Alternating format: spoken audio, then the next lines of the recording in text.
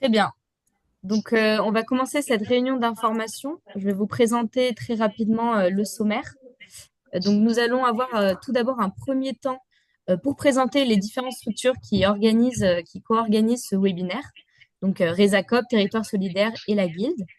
Ensuite, on va vous présenter les critères de sélection de cet appel à projet, donc les critères d'éligibilité et les critères plus souples de sélection de l'association et les types de projets aussi que la Guilde finance. Et ensuite, donc, nous passerons un temps plus long voilà, où on va vous présenter la plateforme de dépôt qui s'appelle le portail solidaire. C'est une plateforme en ligne et voilà, c'est où on reçoit toutes les demandes de financement. Donc, on vous expliquera vraiment ce qui est attendu et comment faire pour déposer votre demande. Et donc, pour commencer, je passe la parole à Géraldine qui va vous présenter la structure de Resacop. Bonjour à tous. Tout d'abord, merci de vous être connectés pour nous écouter en cette fin d'après-midi en plein été. Donc moi, je suis chargée de mission au réseau multi-acteurs de la région Auvergne-Rhône-Alpes.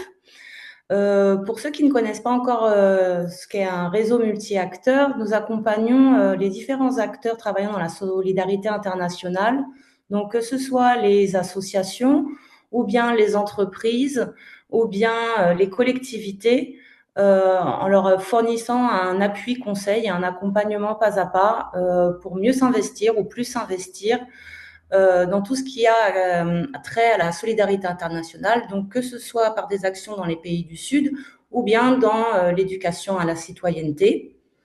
Et pour faire cela, nous proposons différents types d'accompagnement. Donc, ça peut être des accompagnements individualisés, notamment certains d'entre vous m'ont déjà contacté lorsqu'il faut répondre à un appel à projet. Il y a également des formations qui sont proposées, donc des formations de cycle de projet qui sont des formations un peu récurrentes ou des formations plus thématiques, notamment par exemple sur les déchets, un petit peu au cours de l'eau et selon les demandes que vous pouvez exprimer. Donc voilà, je ne vais pas être trop longue. Si vous voulez suivre nos activités et vous enregistrer sur le portail du réseau de la région Auvergne-Rhône-Alpes, je vous invite à consulter le site de Resacop. Là, vous pouvez voir en bas euh, l'adresse et, voilà, et toutes les informations que Noah vient de partager avec vous. Et donc, je passe la parole à Ella qui représente le réseau Territoire solidaire. Bonjour à toutes et à tous. Moi, je suis Ella Carrara, je travaille pour Territoire Solidaire et on est le réseau régional multi-acteurs de Provence-Alpes-Côte d'Azur. Nos bureaux sont implantés à Marseille, mais notre territoire d'intervention est sur toute la région Provence-Alpes-Côte d'Azur. Donc, comme Resacop, on anime un réseau multi-acteurs, c'est-à-dire c'est un réseau qui fédère des associations, des collectivités territoriales, des établissements d'enseignement, etc., etc dans une dynamique d'échange et de collaboration sur la thématique de la coopération et de la solidarité internationale, sur des projets qui ont lieu en France et dans les pays du Sud. Nos objectifs sont d'améliorer la qualité des actions de coopération et de solidarité et de contribuer à l'ouverture à l'international des habitants de la région. Comme Resacop, on propose tout un panel de services adaptés aux besoins de connaissances, de formation, d'échanges et de valorisation aussi des acteurs et de leurs projets de la région. Euh, voilà, je voulais juste vous parler peut-être de deux, trois actus qu'on a en ce moment. On a publié un état des lieux sur les fondations et fonds de dotation de la région Provence-Alpes-Côte d'Azur qui financent des projets de solidarité internationale ou de sensibilisation à ces questions en région. On a également publié une étude sur les modèles socio-économiques des associations de la région en partenariat notamment avec la Guilde, qui est un document assez intéressant. Et on organise à la rentrée en septembre et en octobre deux formations sur le suivi et l'évaluation des projets de solidarité internationale, toujours en partenariat avec la Guilde. On en organise deux, l'une qui aura lieu à Nice et l'autre à Marseille. Donc, si vous vous êtes inscrit par le formulaire de Territoire Solidaire, je pourrais vous envoyer les éléments dont je viens de vous parler et les actualités. Et n'hésitez pas à me contacter si vous le souhaitez. À toi, Noah. Merci Ella. Merci Géraldine. Donc, je vais à mon tour vous présenter la Guilde. Donc, voilà, la Guilde est une association qui est assez ancienne. Elle a été créée à la fin, enfin, dans les années 60 et reconnue d'utilité publique en 1981. Elle fait partie des premières ONG qui ont créé Coordination Sud, entre autres. Et donc, historiquement, la Guilde a quatre pôles d'intervention distincts voilà, qui sont assez différents les uns des autres. Le premier, c'est un peu le pôle historique, c'est l'ADN de la Guilde, c'est le pôle aventure. En fait, ce pôle-là a pour vocation de soutenir des initiatives d'aventure, de voyage et d'exploration à travers donc des bourses de l'aventure qui sont mis en place chaque année, mais aussi l'organisation enfin du festival des films d'aventure, qui est organisé en octobre à Dijon également tous les ans, en partenariat avec la ville de Dijon et d'autres partenaires. Ensuite, le deuxième pôle, c'est le pôle volontariat. C'est peut-être un pôle qui est susceptible de plus intéresser les associations. Voilà, l'idée, c'est que la Guilde est une des premières ONG d'envoi de volontaires sous deux contrats principaux, le contrat VSI, Volontariat de solidarité internationale, et de service civique. Donc chacun occupe des fonctions bien distinctes. Et voilà, ça peut peut-être être intéressant pour vous si vous avez besoin de mobiliser des compétences spécifiques ou d'apporter une aide volontaire voilà, sur les territoires, dans les pays d'intervention. Ça peut être intéressant et n'hésitez pas à me le faire savoir pour vous mettre en lien avec mes collègues du volontariat. Je vais parler du dispositif BSI un peu plus en avant parce qu'il y a maintenant des synergies possibles entre l'appel à projet et ce programme volontariat spécifique. Le troisième pôle, donc c'est le pôle programme direct. Donc en fait, la guilde vient porter directement des projets. C'est surtout des projets autour de la rénovation culturelle et la rénovation de bâtiments. On a des projets, par exemple, de mise en place d'une radio de la paix en Irak ou de soutien d'une radio qui est maintenue et mise en place par des femmes en Afghanistan. Et voilà, dans des contextes qui sont assez difficiles. Mais on a aussi des projets de rénovation de mosquées, etc., etc. Et donc enfin, le quatrième pôle, et c'est celui qui voilà, organise cette réunion en partenariat avec les réseaux régionaux, c'est le pôle microprojet. Et donc le pôle microprojet, il a deux objectifs particuliers. Le premier, c'est de valoriser finalement ce que vous faites, donc ce que font les petites et moyennes associations de solidarité internationale, que ce soit à l'international ou en France. Et voilà, l'idée, c'est donc de favoriser la mise en place des microprojets de développement à l'international. Donc, nous, par microprojet, ce qu'on entend, c'est des projets qui ne peuvent pas être financés par des grands bailleurs internationaux, tels que l'Agence française de développement ou d'autres grands bailleurs, et donc qui va être financé par des fonds propres ou des fondations ou des fonds intermédiaires tels que ceux que propose la Guilde. Donc, pour ce faire, on a quatre activités principales. Les premières, c'est des activités d'accompagnement et de formation. Et celles-ci se font fortement en lien avec les réseaux régionaux multi-acteurs.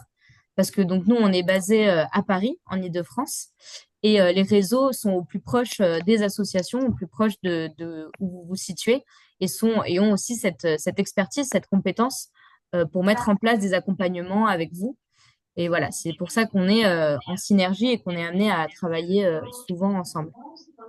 Les deuxièmes activités, c'est autour du suivi évaluation. Donc en fait, ça se fait surtout à travers des missions où on va aller sur place dans les pays d'intervention pour aller voir et visiter les projets, voir comment ça se passe sur place, rencontrer tous les partenaires, essayer de créer aussi des nouvelles synergies et donc faire remonter également les impacts, les changements des projets que vous portez en allant directement sur place. Le troisième, c'est aussi enfin, on va mettre en place un système de capitalisation.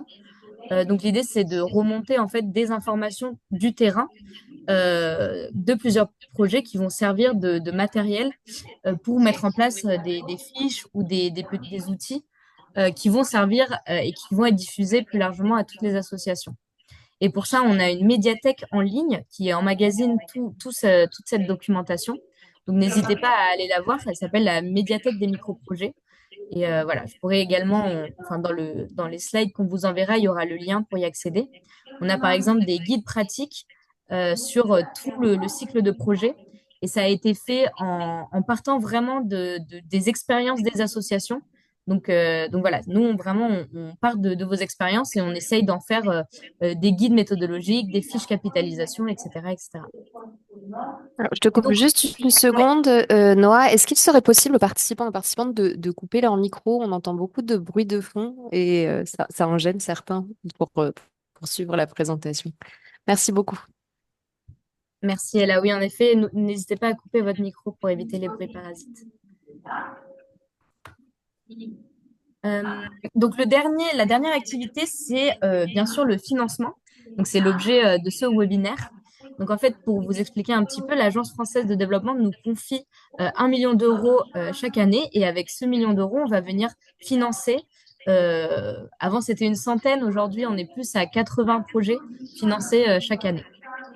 Et donc, pour l'appel à projet qui nous concerne aujourd'hui, je vous ai mis les dates. Donc, c'est un appel à projet qui est ouvert en ce moment sur la plateforme Portail Solidaire et qui va se clôturer donc le 12 septembre à 23h59. Pour des résultats, donc savoir si vous avez été lauréat, donc si votre projet va être financé ou s'il va être à retravailler sur une prochaine session, c'est-à-dire qu'il va être refusé. Vous aurez les résultats fin novembre. Et donc, pour cet appel à projet, il y a deux seuils de financement qui sont possibles. Le premier, il est à destination de toutes les associations qui sont éligibles, qui rentrent dans les critères d'éligibilité. Et c'est un seuil qui va de 3 000 euros jusqu'à 12 500 euros. Et le deuxième seuil, il y a une double condition. Il faut que l'association ait déjà été financée dans le cadre d'autres appels à projets menés par la Guilde et qu'elle ait un budget annuel de l'année précédente, par exemple dans ce cas-là de l'année 2023, qui soit supérieur à 50 000 euros. Et donc pour les associations qui remplissent ces deux critères, elles peuvent demander une dotation qui va jusqu'à 20 000 euros. Je vous expliquerai plus en avançant plus sur le déroulé qu'il y a aussi des conditions de plafond et de plancher parce que cette dotation ne peut pas représenter plus de 50% du budget total de votre projet. Donc ça aussi, c'est à prendre en compte lorsque vous sollicitez la guilde. Il faut prendre en compte que la dotation sollicitée ne soit pas supérieure à 50% du budget total de votre projet. Donc maintenant, je vais vous parler un petit peu des critères d'éligibilité. Donc ça, c'est les critères qui sont vraiment stricts. C'est-à-dire que si votre structure ne répond pas à l'un de ces critères, le dossier sera directement rejeté, il ne sera même pas étudié. Donc c'est important de prendre en compte ces critères-là pour éviter de perdre du temps en fait à remplir un dossier. Si vous remplissez pas ces critères, nous, on ne pourra pas. Voilà, il n'y a aucune condition, aucun moyen de passer outre ces critères. Donc le premier, c'est que l'appel à projet est à destination des associations françaises qui sont enregistrées en préfecture ou au tribunal d'instance et qui ont plus de 2 ans d'existence à compter de la date de clôture de l'appel à projet, c'est-à-dire au 12 septembre 2024. Et voilà, il faut vraiment ces 2 ans d'existence enregistrés en préfecture. Donc on va vous demander votre document d'enregistrement au journal officiel, de publication au journal officiel, qui va permettre de venir vérifier cette date-là. La deuxième condition, c'est que cette association française doit avoir un budget annuel de moins de 200 000 euros de ressources à l'année, donc N-1, donc sur l'année 2023 dans le cas de cet appel à projet. Pareil, on va vous demander de nous annexer au dossier votre compte de résultat qui va nous permettre de vérifier que vous répondez bien à ce critère-là. Ces associations françaises, elles doivent faire l'objet d'un partenariat avec une structure locale dans le pays d'intervention du projet.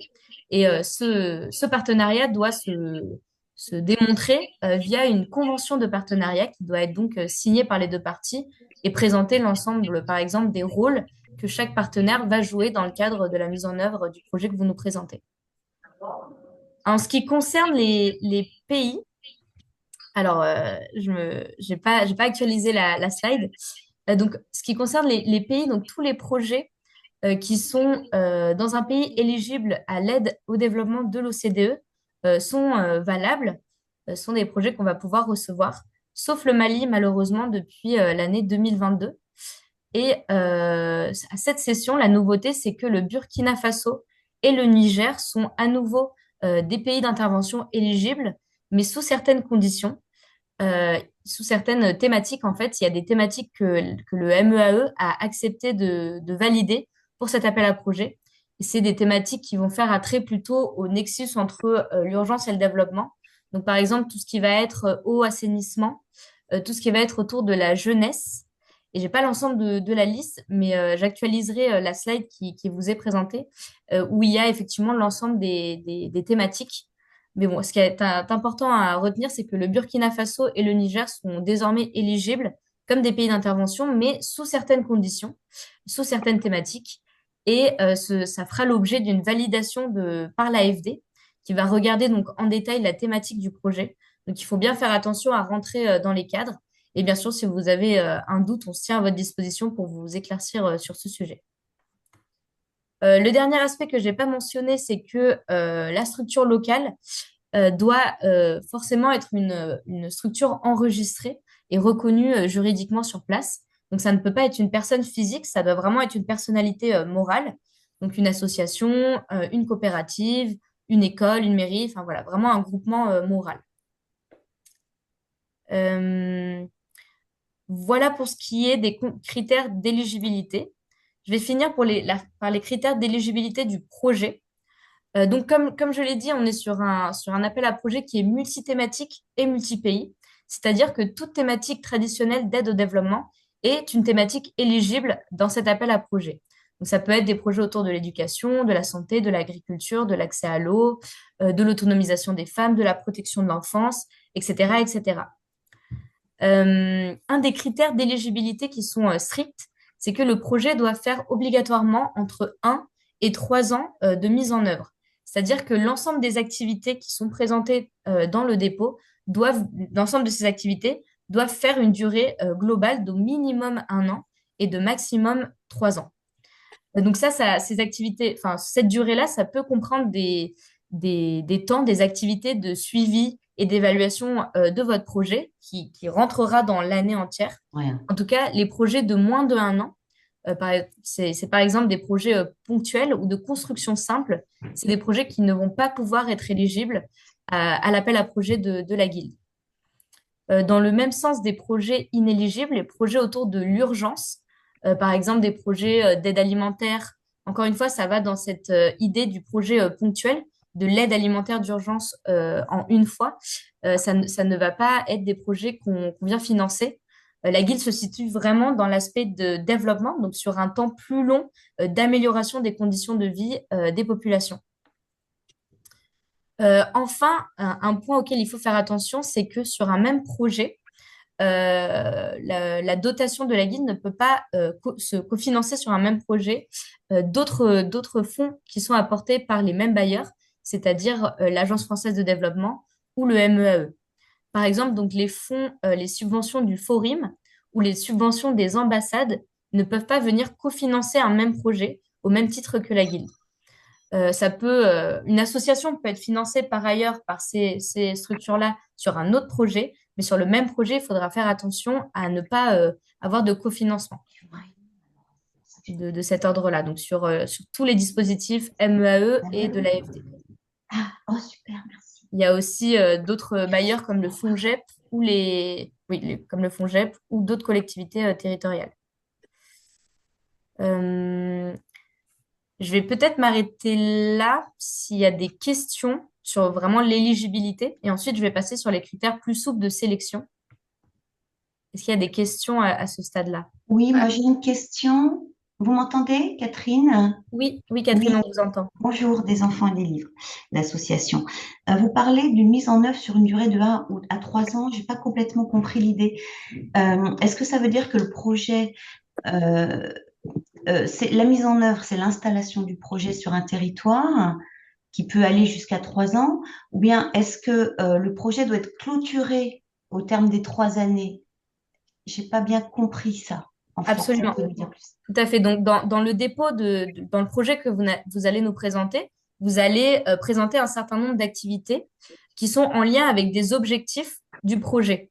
Nous, c'est ces objectifs-là, avec les activités que vous nous présentez, que l'on considère comme un projet à part entière. Ensuite, vous pouvez, parfois, il y a des associations qui ont voilà, un projet sur plusieurs années et qui décident de segmenter, de dimensionner plusieurs petits projets au sein même d'un grand projet. C'est à vous de, comment dire, de dimensionner le projet qui fasse entre 1 et 3 ans pour que ça puisse rentrer dans les critères d'éligibilité de la guilde. Donc, effectivement, au terme du calendrier que vous nous avez présenté, l'ensemble des activités doivent être clôturées et ces activités doivent venir répondre, enfin, les objectifs que vous aviez fixés doivent être également répondus. Mais quand on est sur des questions d'éducation, Oui, l'idée, c'est plutôt le long terme, en fait. Je vois pas bien trop la notion de clôture au bout des 3 ans. C'est donc pas tout à comme fait. installer un puits, vous voyez? Enfin, je veux dire, Ouais. Bah, par exemple, sur des projets d'éducation, si on a la volonté, par exemple, d'améliorer l'éducation dans une certaine zone, on va effectivement procéder par étapes. Peut-être que la première étape, ce sera d'essayer de dédoubler une classe parce qu'il y a trop d'enfants sur une même classe. Donc, l'objectif, ça va être de dédoubler des classes pour avoir moins d'enfants dans une même classe. Ça, c'est notre objectif. Et les activités, ça va être, par exemple, la construction d'une deuxième salle de classe, le recrutement d'informateurs. Et ça fait partie d'un petit projet. Le dédoublement de la salle de classe, c'est un projet. Et l'autre projet, ça peut être peut-être la suite, parce qu'effectivement, on se situe sur le long terme. Ça peut être de venir renforcer les compétences de l'ensemble des enseignants, parce qu'on a constitué, on a identifié un besoin de ce côté-là. Ça peut faire partie d'un deuxième projet. Donc, c'est d'accord. effectivement là la difficulté, c'est qu'en tant que bailleur, on est obligé d'avoir des temporalités qui sont strictes, Hmm. mais c'est à Hmm. vous de voir comment vous dimensionnez votre projet qui est effectivement, qui peut être plus long que ça pour entrer dans nos cases. D'accord, ok. Est-ce que c'est peut-être plus clair? Oh, oui, merci. J'avais une autre question sur les seuils de financement, mais peut-être qu'on y reviendra après, non? Oui, oui, Donc, une on question. reviendra sur D'accord. le budget et les seuils, ouais. Ok.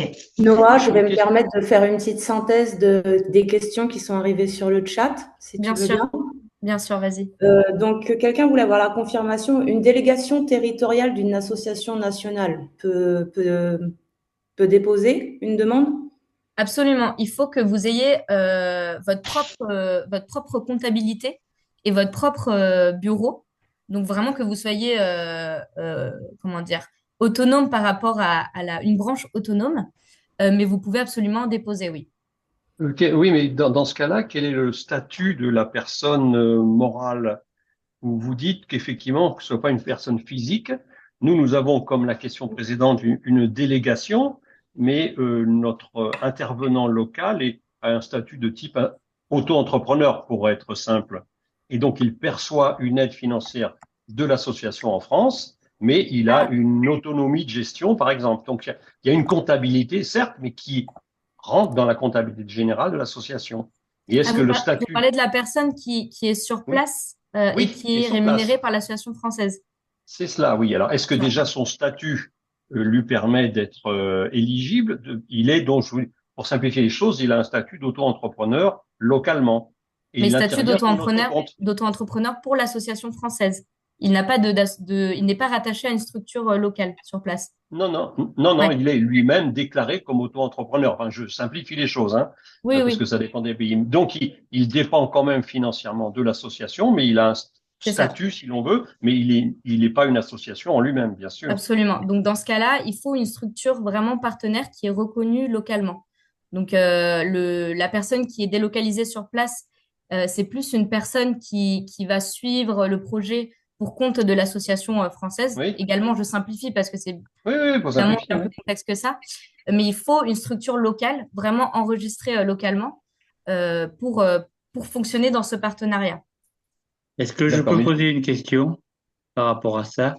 Euh, Est-ce que vous acceptez dans ce cas-là des institutions religieuses comme par exemple l'évêque du Bien sûr. district sur lequel nous travaillons en partenariat? Oui, on a par exemple des orphelinats qui sont tenus par des Oui, c'est sœurs, mon cas. Ouais. mais Ouais. elles sont enregistrées localement, elles sont reconnues localement comme une structure existante. Et donc, bien sûr, c'est éligible, oui. D'accord. Merci d'accord. beaucoup. Bon. Je vois qu'il y a des mains levées. Je vais faire par ordre. Tu m'interroges, Géraldine, s'il y a d'autres questions? Madame Al Arda? Oui, bonjour. Je suis secrétaire de l'association Coup de Soleil Aura. Vous m'entendez? Oui, on vous entend. Voilà. Et donc, Michel Wilson est vice-président. Et puis, il y a aussi Catherine Crossin. Alors, je voulais savoir si on dépose un projet parce on a une zone d'intervention qui couvre le Maroc, l'Algérie, je ne suis plus trop sûre pour la Tunisie et la Mauritanie. Est-ce qu'il faut déposer un projet par pays ou est-ce qu'on peut déposer un projet commun? C'est vrai que pour les projets multi-pays, je conseille souvent de déposer un projet par pays. Comme il y a une description, enfin un partenariat avec une structure locale, les bénéficiaires qui sont spécifiques à la zone d'intervention, Oui. le contexte qui peut être amené à changer, le multi-pays, ça se finance pas très bien sur les appels à projets de la Guilde au vu de son volume et de sa complexité. Donc je conseillerais plutôt de faire oui, par pays. Et donc on peut déposer plusieurs projets. Et non, c'est ça c'est Voilà. pas possible. Une association ne peut déposer qu'un projet par appel à projet. Mais donc Et, nous, la- ouais, tout à fait. Nous, et- on a deux et- appels à projets par an, l'un en ça printemps c'est et l'autre en automne, ce qui permet aux associations qui le souhaitent de pouvoir oui. déposer plusieurs fois dans l'année, mais également pour les projets refusés, d'avoir la possibilité de retravailler le projet et de redéposer à la prochaine session sans qu'il y ait un décalage dans le temps qui soit trop grand. D'accord. Bon, bah, c'est bien clair. Merci beaucoup. Merci à vous. Monjo, je vois que vous avez levé la main. Vous avez votre micro qui est coupé. Si vous- Oui, bonjour. Je suis Prudence Mondjo, donc association My Africa Avenir en Haute-Savoie. Et j'ai deux petites questions. En fait, la première, c'est par rapport donc au partenaire local. Hmm. Est-ce qu'il faut absolument que ce soit une association ou une ONG ou ça peut être une entreprise? Ça peut être une entreprise, ouais. Ouais. Ça doit être juste un groupement moral. Donc Ok, très bien. c'est assez large. Ok. Et la deuxième question, c'est par rapport au cofinancement. J'ai pas très bien compris ce que vous avez expliqué tout à l'heure, à savoir qu'il n'est pas autorisé d'avoir certains cofinancements. Donc, si on pouvait éclaircir ça peut-être plus Ouais. tard. Oui, bien sûr. Bah, en fait, sur les cofinancements, c'est simplement que sur un même projet, il ne peut pas y avoir un double financement du même grand bailleur. Donc, nous, on est financé par l'Agence française de développement. Un dispositif du Forum qui s'appelle le PRAOSIM est également financé par l'Agence française de développement. Et donc Ah, là, on ne peut d'accord, pas ok. avoir un double financement du même grand bailleur, finalement. D'accord, je sais plus clair là. C'est parce qu'en fait, j'étais en train de me dire, étant donné on cherche aussi d'autres financements ailleurs, si on peut Non, pas. non. Il Ouais. faut absolument des financements, des cofinancements, pardon, vu que la dotation de la guilde ne peut représenter que la moitié, 50% du budget total. Donc Très forcément, bien. à un Donc, moment, il faudra des cofinancements, soit des fonds ouais. propres de l'association, soit d'autres fonds de bailleurs, soit des valorisations. Et ça, je vais vous en parler plus tard, où on verra ça plus en détail. Ok, très bien. Merci beaucoup.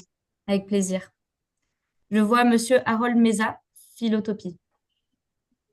Et bonjour Noah.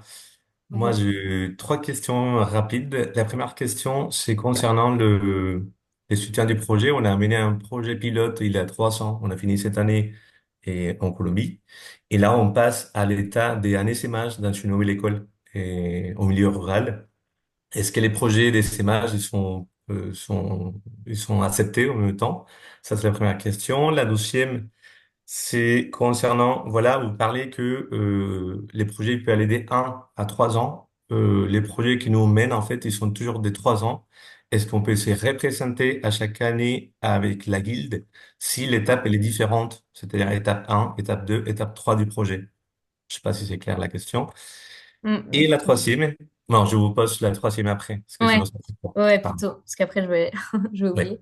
Alors, sur le multi-annuel, en fait, c'est à vous de choisir si vous nous présentez en effet une étape 1 avec voilà, des objectifs, des activités, un budget. Et la dotation ne pourra pas bouger si vous nous présentez une étape 1 ou les trois étapes d'un coup. Donc, c'est Ok. à vous de voir comment vous souhaitez dimensionner le projet, sachant que pour une phase 2, pour une suite d'un projet qui a déjà été financé par la guilde, il faudra Mhm. d'abord clôturer le projet, donc nous présenter le bilan narratif et financier, que ce bilan ait été validé par les équipes de la guilde avant que vous puissiez présenter une deuxième phase. Donc ça aussi, bah, ça suppose un décalage, bien sûr, dans le temps de l'étude de ce bilan. Oui.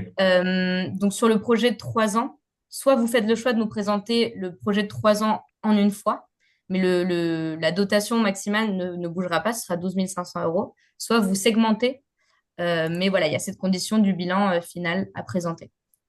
OK. Sur l'essaimage, oui, les essaimages, bien sûr, sont les bienvenus. Il y a même une partie dans le dépôt où on vous interroge sur les éventuelles prolongations de projets. Donc, typiquement, les projets pilotes, les projets innovants, c'est des projets que la guilde souhaite soutenir. C'est vraiment comment dire, oui, ces essaimages, ces tests. Et à l'inverse, moi, ce que j'ai compris, c'est que vous aviez eu votre phase pilote et que là, vous essayez de développer, en fait, d'essaimer cette phase pilote à d'autres localités. Et ça, pareil, c'est quelque chose qui est bienvenu à la guilde. Et donc, il y a une partie qui s'appelle historique du projet, où il faudra bien prendre le temps d'expliquer la phase pilote que vous avez mis en place, les résultats et à quel point ce projet a pu être une réussite qui vous amène aujourd'hui à répliquer le projet sur d'autres localités. OK. Et la troisième, c'était concernant les forums. Précisément pour les projets pilotes, on a été soutenu par les forums. Ouais, Et finalement, on n'a pas opté pour se représenter à l'essaimage parce que voilà, on a considéré aussi à l'équipe de Philotopique que l'accompagnement du dispositif n'était pas assez bienveillant. Et ok, donc voilà, on s'est dit, on va regarder la guilde pour savoir comment ça se passe un peu plus. Est-ce que, ok. parce que vous parliez en même temps qu'on peut se présenter sur deux conditions. La première condition, c'était de 3 000 à 12 500 et la deuxième tranche, c'était jusqu'à 20 000 euros. Mais Oui, si il a un premier projet qui a été présenté financé, l'année ouais. précédente avec la guilde. Là, avec les forums, si on a été présenté l'année dernière, c'est pas cumulable ou Non, ça n'a non, rien à c'est voir. vraiment financement guilde. Donc vous, OK. comme c'est la première fois que vous déposez un appel à projet, vous pouvez solliciter uniquement le premier seuil à 12 500 euros. OK. Parfait. Ah, merci, Noah. Avec plaisir. Je vois plus de main levée. Je vais me permettre de continuer la présentation et vous en faites pas, il y aura d'autres temps pour répondre à vos questions. Mais comme ça, vous Allez. aurez l'ensemble des informations. Comment fait-on, excusez-moi, pour avoir la main levée sur le dossier? Alors, c'est dans le petit onglet. Où est-ce que c'est déjà? C'est dans plus, il me semble. Réaction, réaction, réaction. Dans Réagir. réaction. Oui, Voilà, en merci. réaction. Réaction. Vous le voyez où, ça, réaction? C'est écrit quelque part. En fait, en face C'est de tout en l'écran, bas. il est à la Ouais. partie partagée et à gauche, Jean-Louis, il a peut-être un cœur ou un logo qui dit en symbole réagir. Et ça va être là. Ah oui, oui, carrément en bas, alors. Merci. D'accord, j'ai compris, ouais. Ok. Comme je suis en mode présentateur, je vois pas cette fonctionnalité, mais merci beaucoup. Merci. Donc, je vais avancer donc, sur les types de projets. On voulait aussi vous parler du fait que depuis cette année, depuis 2023, il me semble déjà, les projets qui utilisent le sport comme levier de développement sont désormais des projets qui sont éligibles aux appels à projets de la guilde généraliste. Donc, en fait, pour ceux qui ne savent pas, la Guilde a apporté des programmes spécifiques dédiés au sport et développement depuis 2019. Et aujourd'hui, ces programmes spécifiques sont arrêtés. Et donc, pour assurer cette continuité-là, on a décidé de rendre éligible le sport. Donc, l'idée, c'est vraiment d'utiliser le sport, pas le sport comme aspect compétitif ou le sport, voilà, uniquement dédié au développement du sport, mais le sport comme un levier pour venir répondre, pour venir atteindre un ou plusieurs objectifs de développement durable. L'idée, c'est qu'il y ait, voilà, c'est les mêmes critères que pour les micro-projets généralistes. On va venir observer les mêmes choses, mais l'idée, c'est de voir. Noah, excuse-moi, Ouais, je me excusez-moi, est-ce que permets vous de pouvez. t'interrompre. Est-ce que, en tant qu'organisatrice du Zoom, tu peux couper les micros pour tout le monde? Parce que il y a énormément d'interférences et on a du mal à t'entendre. Donc, si tu peux Ouais. couper Oui, toi-même, oui, c'est possible. Là, je crois que merci. je crois que j'ai coupé le micro, mais vous me dites s'il y a encore des interférences. Du coup, comme je le disais, voilà, l'idée, c'est d'utiliser le sport comme un outil pour le développement, au même titre qu'on pourrait utiliser la culture comme outil de développement, le cinéma comme outil de développement. Donc voilà, petit à petit, si ça vous intéresse, on pourra développer cette méthodologie autour du sport et développement de manière plus détaillée. Voilà, donc je voulais prendre un petit temps pour vous détailler en fait comment la guilde fait le choix entre les projets qui vont être financés et les projets qui vont être refusés, être amenés à être retravaillés pour une prochaine session. Donc c'est ce qu'on appelle les critères de sélection, donc les critères plus souples. Le premier, c'est vraiment ce qui est important, c'est que votre projet ait un bon ancrage local, donc qui émane d'une véritable demande locale et que la réponse soit adaptée à cette demande locale. Donc, on va chercher à comprendre quels sont les besoins qui ont été identifiés localement et par quel biais ces besoins-là ont été identifiés. L'idée, c'est aussi de ne pas faire des projets qui vont à contre-courant de ce qui est possible de faire sur place et de voir quelles articulations sont possibles avec tout le tissu qui existe déjà localement. Donc, que ce soit les différentes politiques locales, mais aussi des partenariats avec les éventuelles associations locales ou autres ONG qui existent sur le territoire. Euh, voilà pour cet exemple-là sur l'ancrage local. En ce qui concerne donc le deuxième critère qu'on regarde, c'est voilà, c'est vraiment la colonne vertébrale du projet. C'est ce qui va constituer la pérennité du projet. En fait, le jury va regarder de manière très détaillée comment votre projet va être autonome sans l'investissement de bailleurs de fonds extérieurs à chaque fois. Donc voilà, comment ce projet va continuer à fonctionner sur le moyen et long terme. Euh, enfin, ce qu'on va regarder également, c'est qu'il y ait une bonne proportionnalité entre les dépenses et les résultats attendus. Donc typiquement, et aussi les dépenses et le nombre de bénéficiaires, par exemple, on va se demander si le projet est assez efficient, si les dépenses, les dépenses qui sont engagées dans le projet viennent vraiment répondre à des résultats larges et viennent améliorer les conditions de vie des bénéficiaires qui sont ciblés.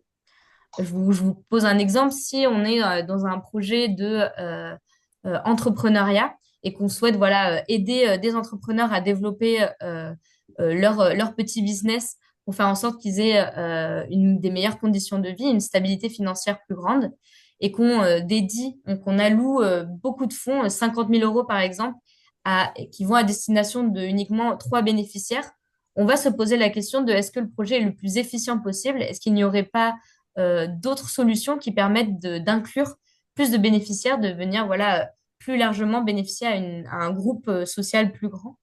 Donc voilà, c'est cet équilibrage-là qu'on va regarder au niveau du budget. On va également se concentrer sur comment votre association met en place des systèmes de suivi et d'évaluation du projet. Donc, quels sont les indicateurs de résultats qui vont être mis en place pour mesurer les effets, les impacts, plus globalement, finalement, les changements qu'a généré votre projet. L'idée, c'est de comprendre comment vous allez, tout au long du projet, être en mesure de mesurer la différence entre avant la mise en place de votre projet et après la mise en place et quels sont les changements qui ont été observés grâce au projet ou émanant du projet. Ensuite, une attention particulière va être portée sur la participation des bénéficiaires. L'idée, c'est vraiment de se placer sur une optique d'inclusion des bénéficiaires tout au long du projet. Donc, on en a parlé au tout début, mais sur le besoin qui est identifié, de voir comment vous avez identifié ce besoin en écoutant, quelles personnes autour de la table et observer ensuite pendant toutes les phases de mise en œuvre du projet, comment ces bénéficiaires sont impliqués pour faire en sorte qu'ils puissent le mieux possible s'approprier les résultats du projet. Et ça va aussi dans cette démarche de pérennité, comment ils vont ensuite se saisir du projet et devenir eux-mêmes acteurs du projet et de l'amélioration de leurs conditions de vie. Donc voilà, tout simplement dans cette perspective, quelle est la participation qui est prévue dans le projet pour les bénéficiaires. Donc ensuite, il y a une attention qui est portée sur les thématiques transverses. Donc il y en a 3, c'est le genre, la jeunesse et l'environnement. Donc sur le genre, pardon, on va se questionner sur votre regard, le regard qui est porté sur l'égalité femmes-hommes. L'idée, c'est de savoir comment l'association se questionne sur les postes à responsabilité qui sont dédiés ou qui sont, voilà, est-ce qu'il y a des femmes à des postes à responsabilité?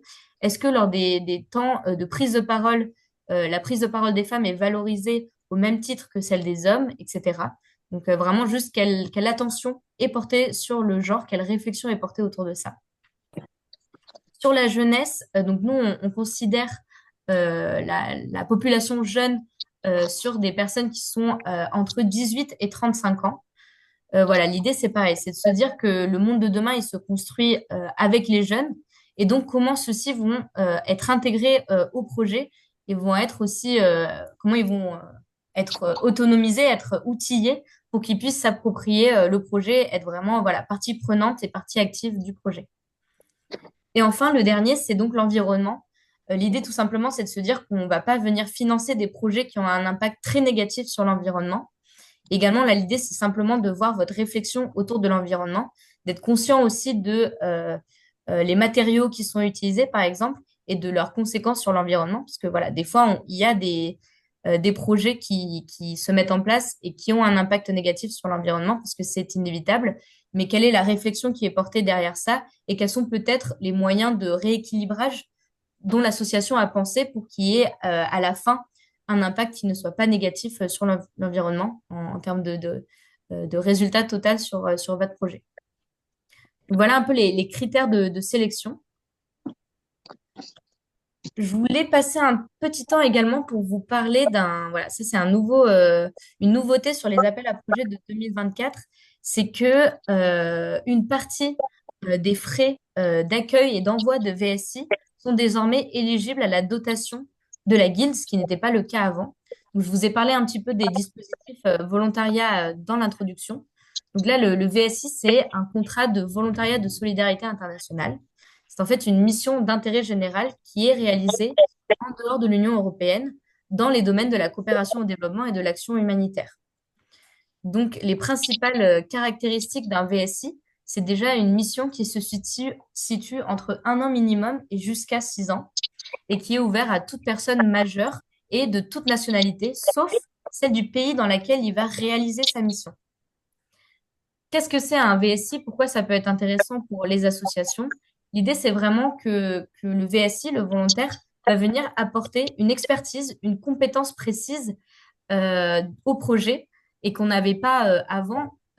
Et voilà, et ça peut être aussi pour développer un aspect qu'on n'a pas réussi à développer dans le cadre du projet.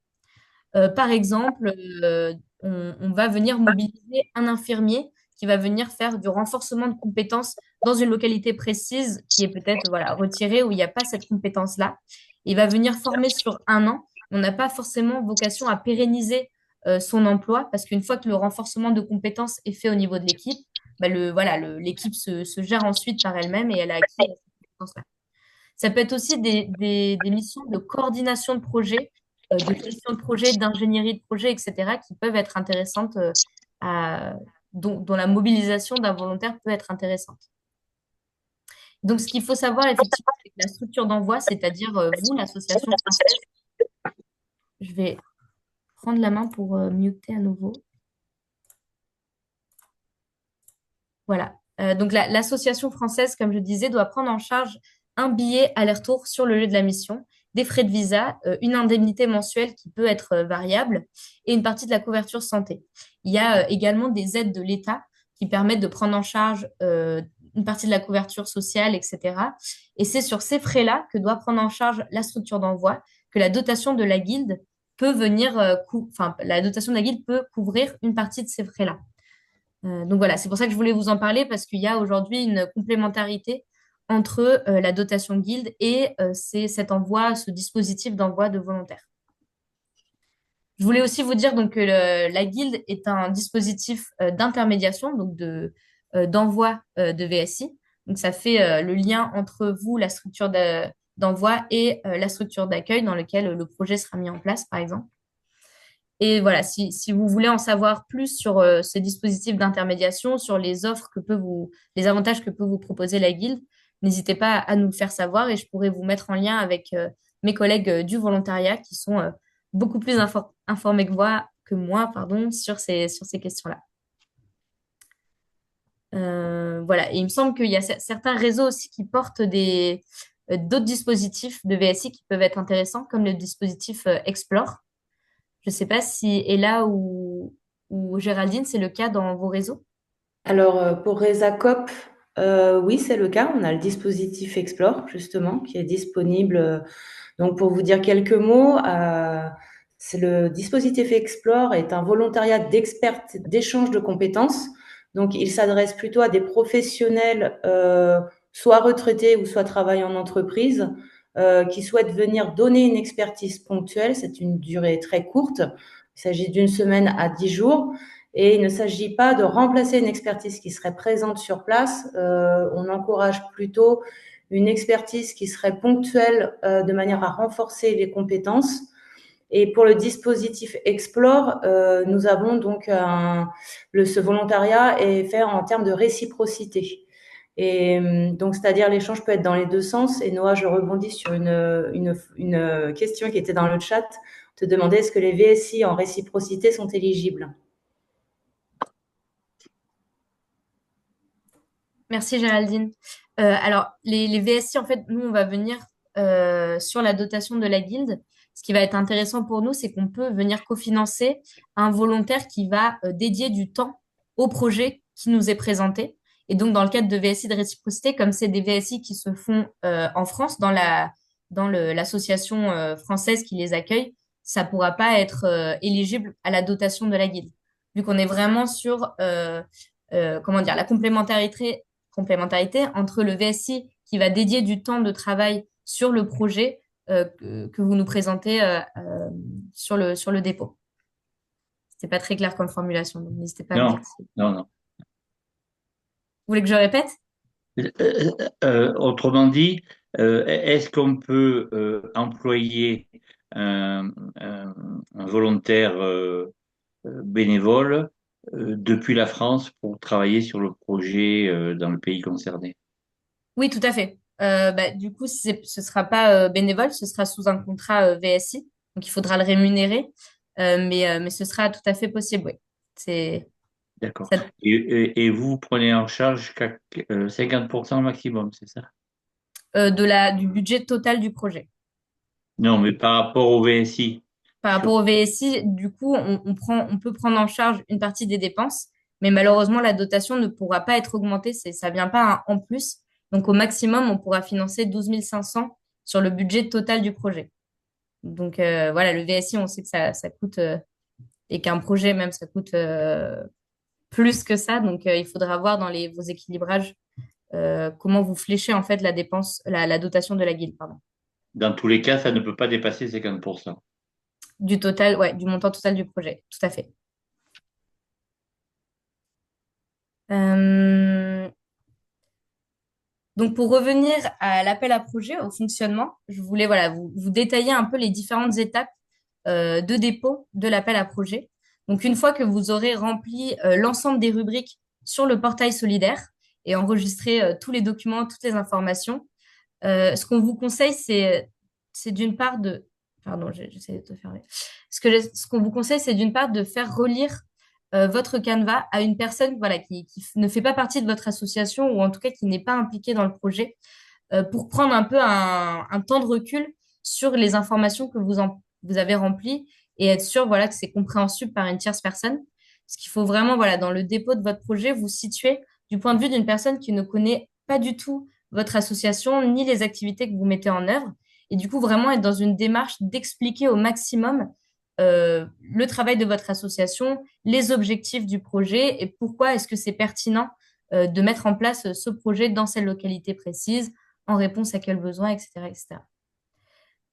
Une fois que cela est fait, l'important, c'est de bien vérifier également votre adresse email parce que c'est le seul outil qu'on aura d'échange avec vous.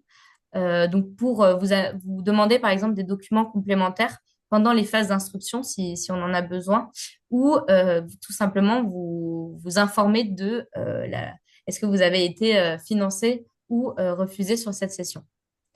Ensuite, donc, il y a un paiement obligatoire de 20 euros. C'est des frais tout simplement de stockage de données et d'utilisation de la plateforme. Mais c'est très important d'aller jusqu'à l'étape du paiement et de valider ce paiement pour que nous, on puisse recevoir le dossier. Si cette étape-là n'est pas dépassée, on ne recevra pas le dossier qui, lui, va rester en brouillon et donc il ne pourra pas être pris en compte par les équipes de la guilde.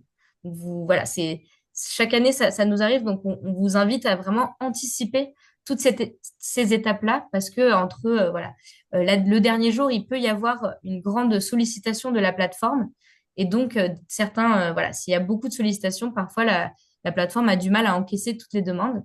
Et dans tous les cas, la clôture se fait vraiment de manière automatique au 12 septembre à 23h59.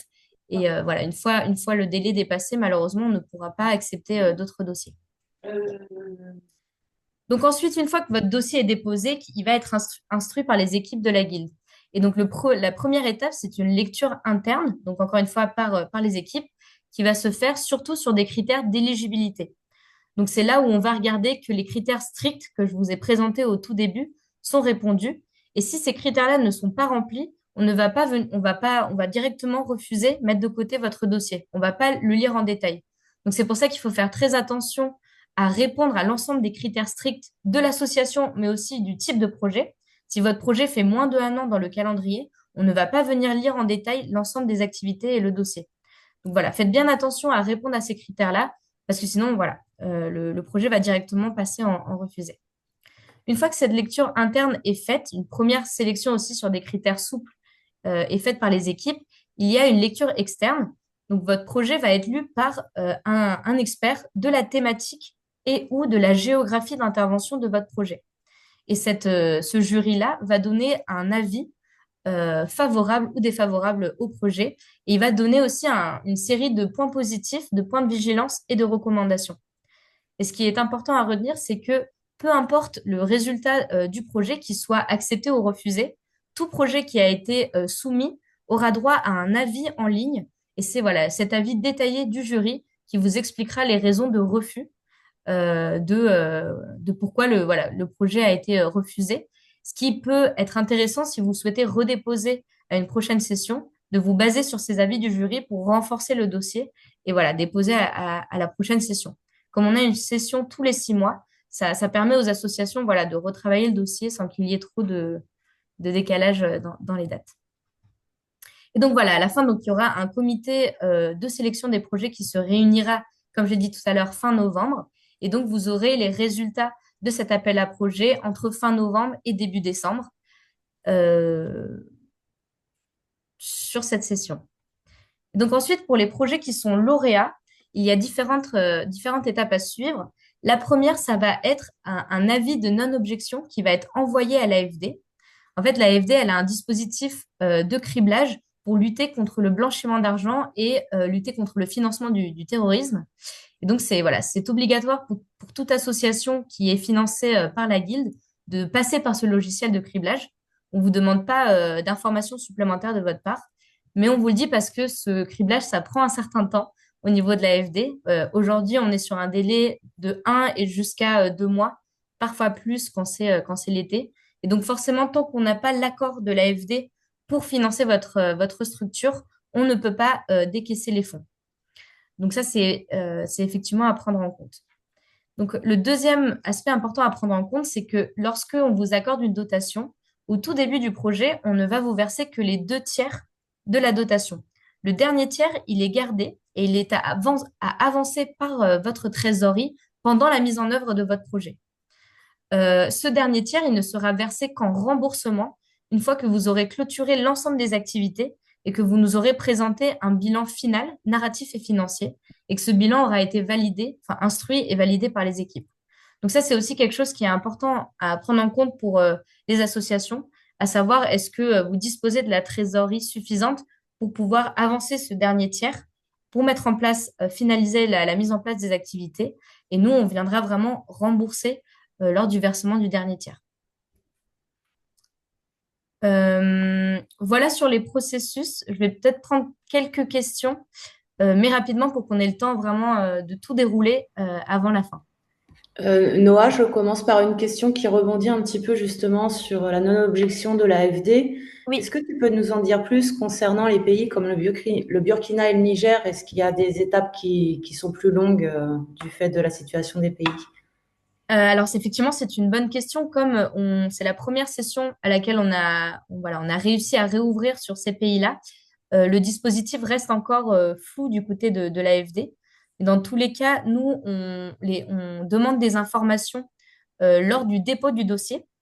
Donc, on va demander, par exemple, la liste du bureau de l'association, les membres qui composent votre conseil d'administration. Est-ce qu'il y a des personnes qui sont politiquement exposées? On va demander aussi si votre projet est situé, l'intervention de votre projet est située dans une zone rouge. Ça, c'est une zone rouge, c'est le MEAE qui définit un ensemble de zones rouges dans le monde entier.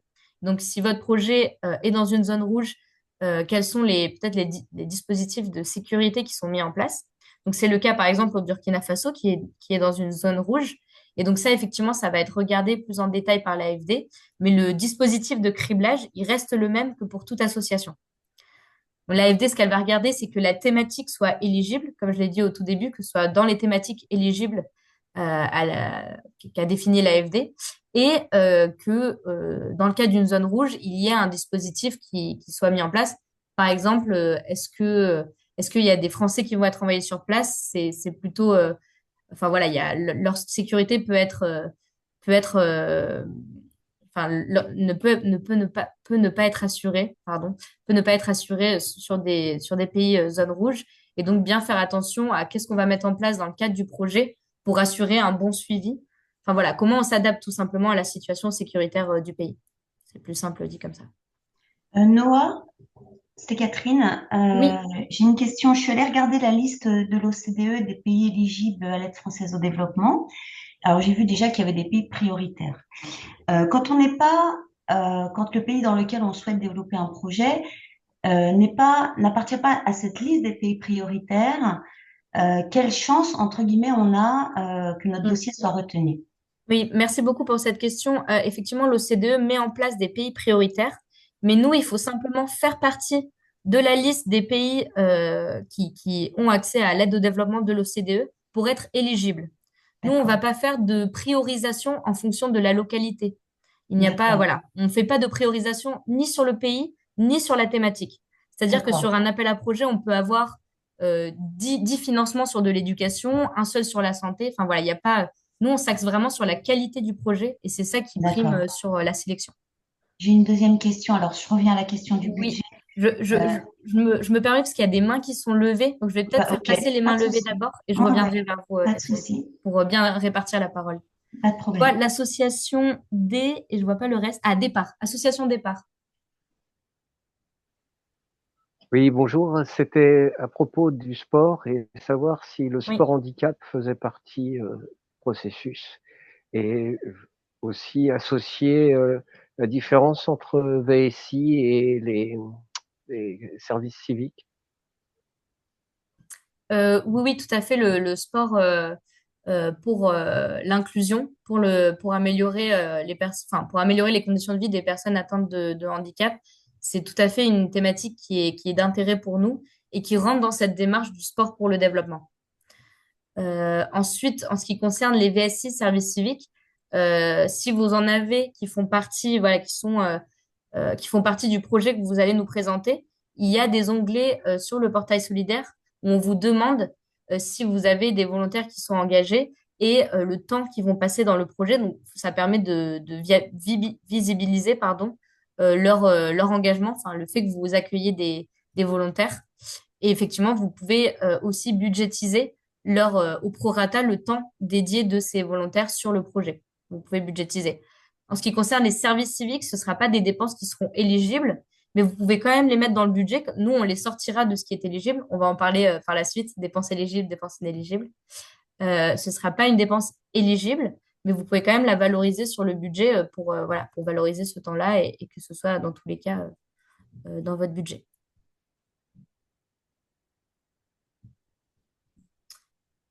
Je vois Bert Pedersen. Oui, bonjour, merci. Bonjour. J'ai une question concernant un projet de scolarisation en direction d'enfants déplacés. Euh, Est-ce que j'ai un peu de mal à m'imaginer qu'est-ce qui pourrait être financé dans le cadre de ce projet-là? Est-ce que la scolarisation en soi est finançable ou est-ce qu'il faut, oui, il faut rajouter euh, des activités, par exemple, en direction de la famille, soutien aux parents, aux mamans, en termes d'entrepreneuriat, par exemple, pour se créer une nouvelle vie, euh, une Ouais. nouvelle source de revenus dans cette situation de déplacement. Alors, en effet, je pense que la première question, c'est s'interroger sur les besoins qu'ont ces enfants-là et ce qui existe aussi localement.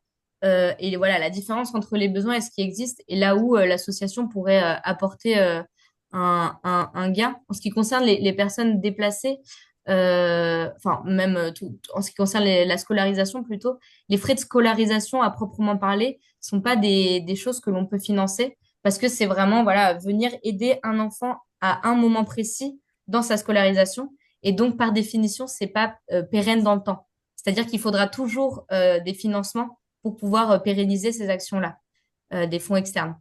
Donc par définition c'est pas des activités que la guilde peut financer.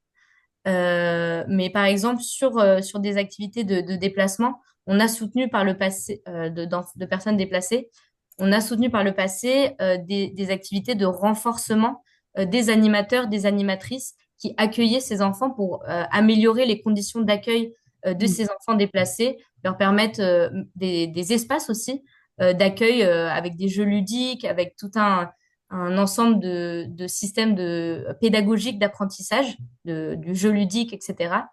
Donc voilà, par le renforcement des compétences de ces animatrices et aussi par la construction de lieux d'accueil. Ça, c'est des choses qu'on peut financer ou l'amélioration de ces lieux d'accueil. Mais voilà, ça doit vraiment s'inscrire dans des projets de développement et non pas ponctuels. Si Très bien. c'est... OK. Bonjour, bonsoir. Je ne sais pas Oui. si vous m'entendez. Sylvie Cosolino de l'association Afghanistan aujourd'hui et demain. Je me permets de prendre la parole parce que je vous appelle depuis Kaboul et que la connexion n'est Bien sûr, pas top, allez-y. top, top. Bonsoir. Alors, j'ai loupé le début de la rencontre, de la réunion. En tout cas, merci beaucoup de l'avoir organisée. J'ai loupé le début parce que simplement, on n'a pas de connexion ici à Kaboul. Ouais. On Donc, vous vous avez enverra compris dans tous les cas les slides, comme ça vous pourrez les regarder. Super, merci beaucoup.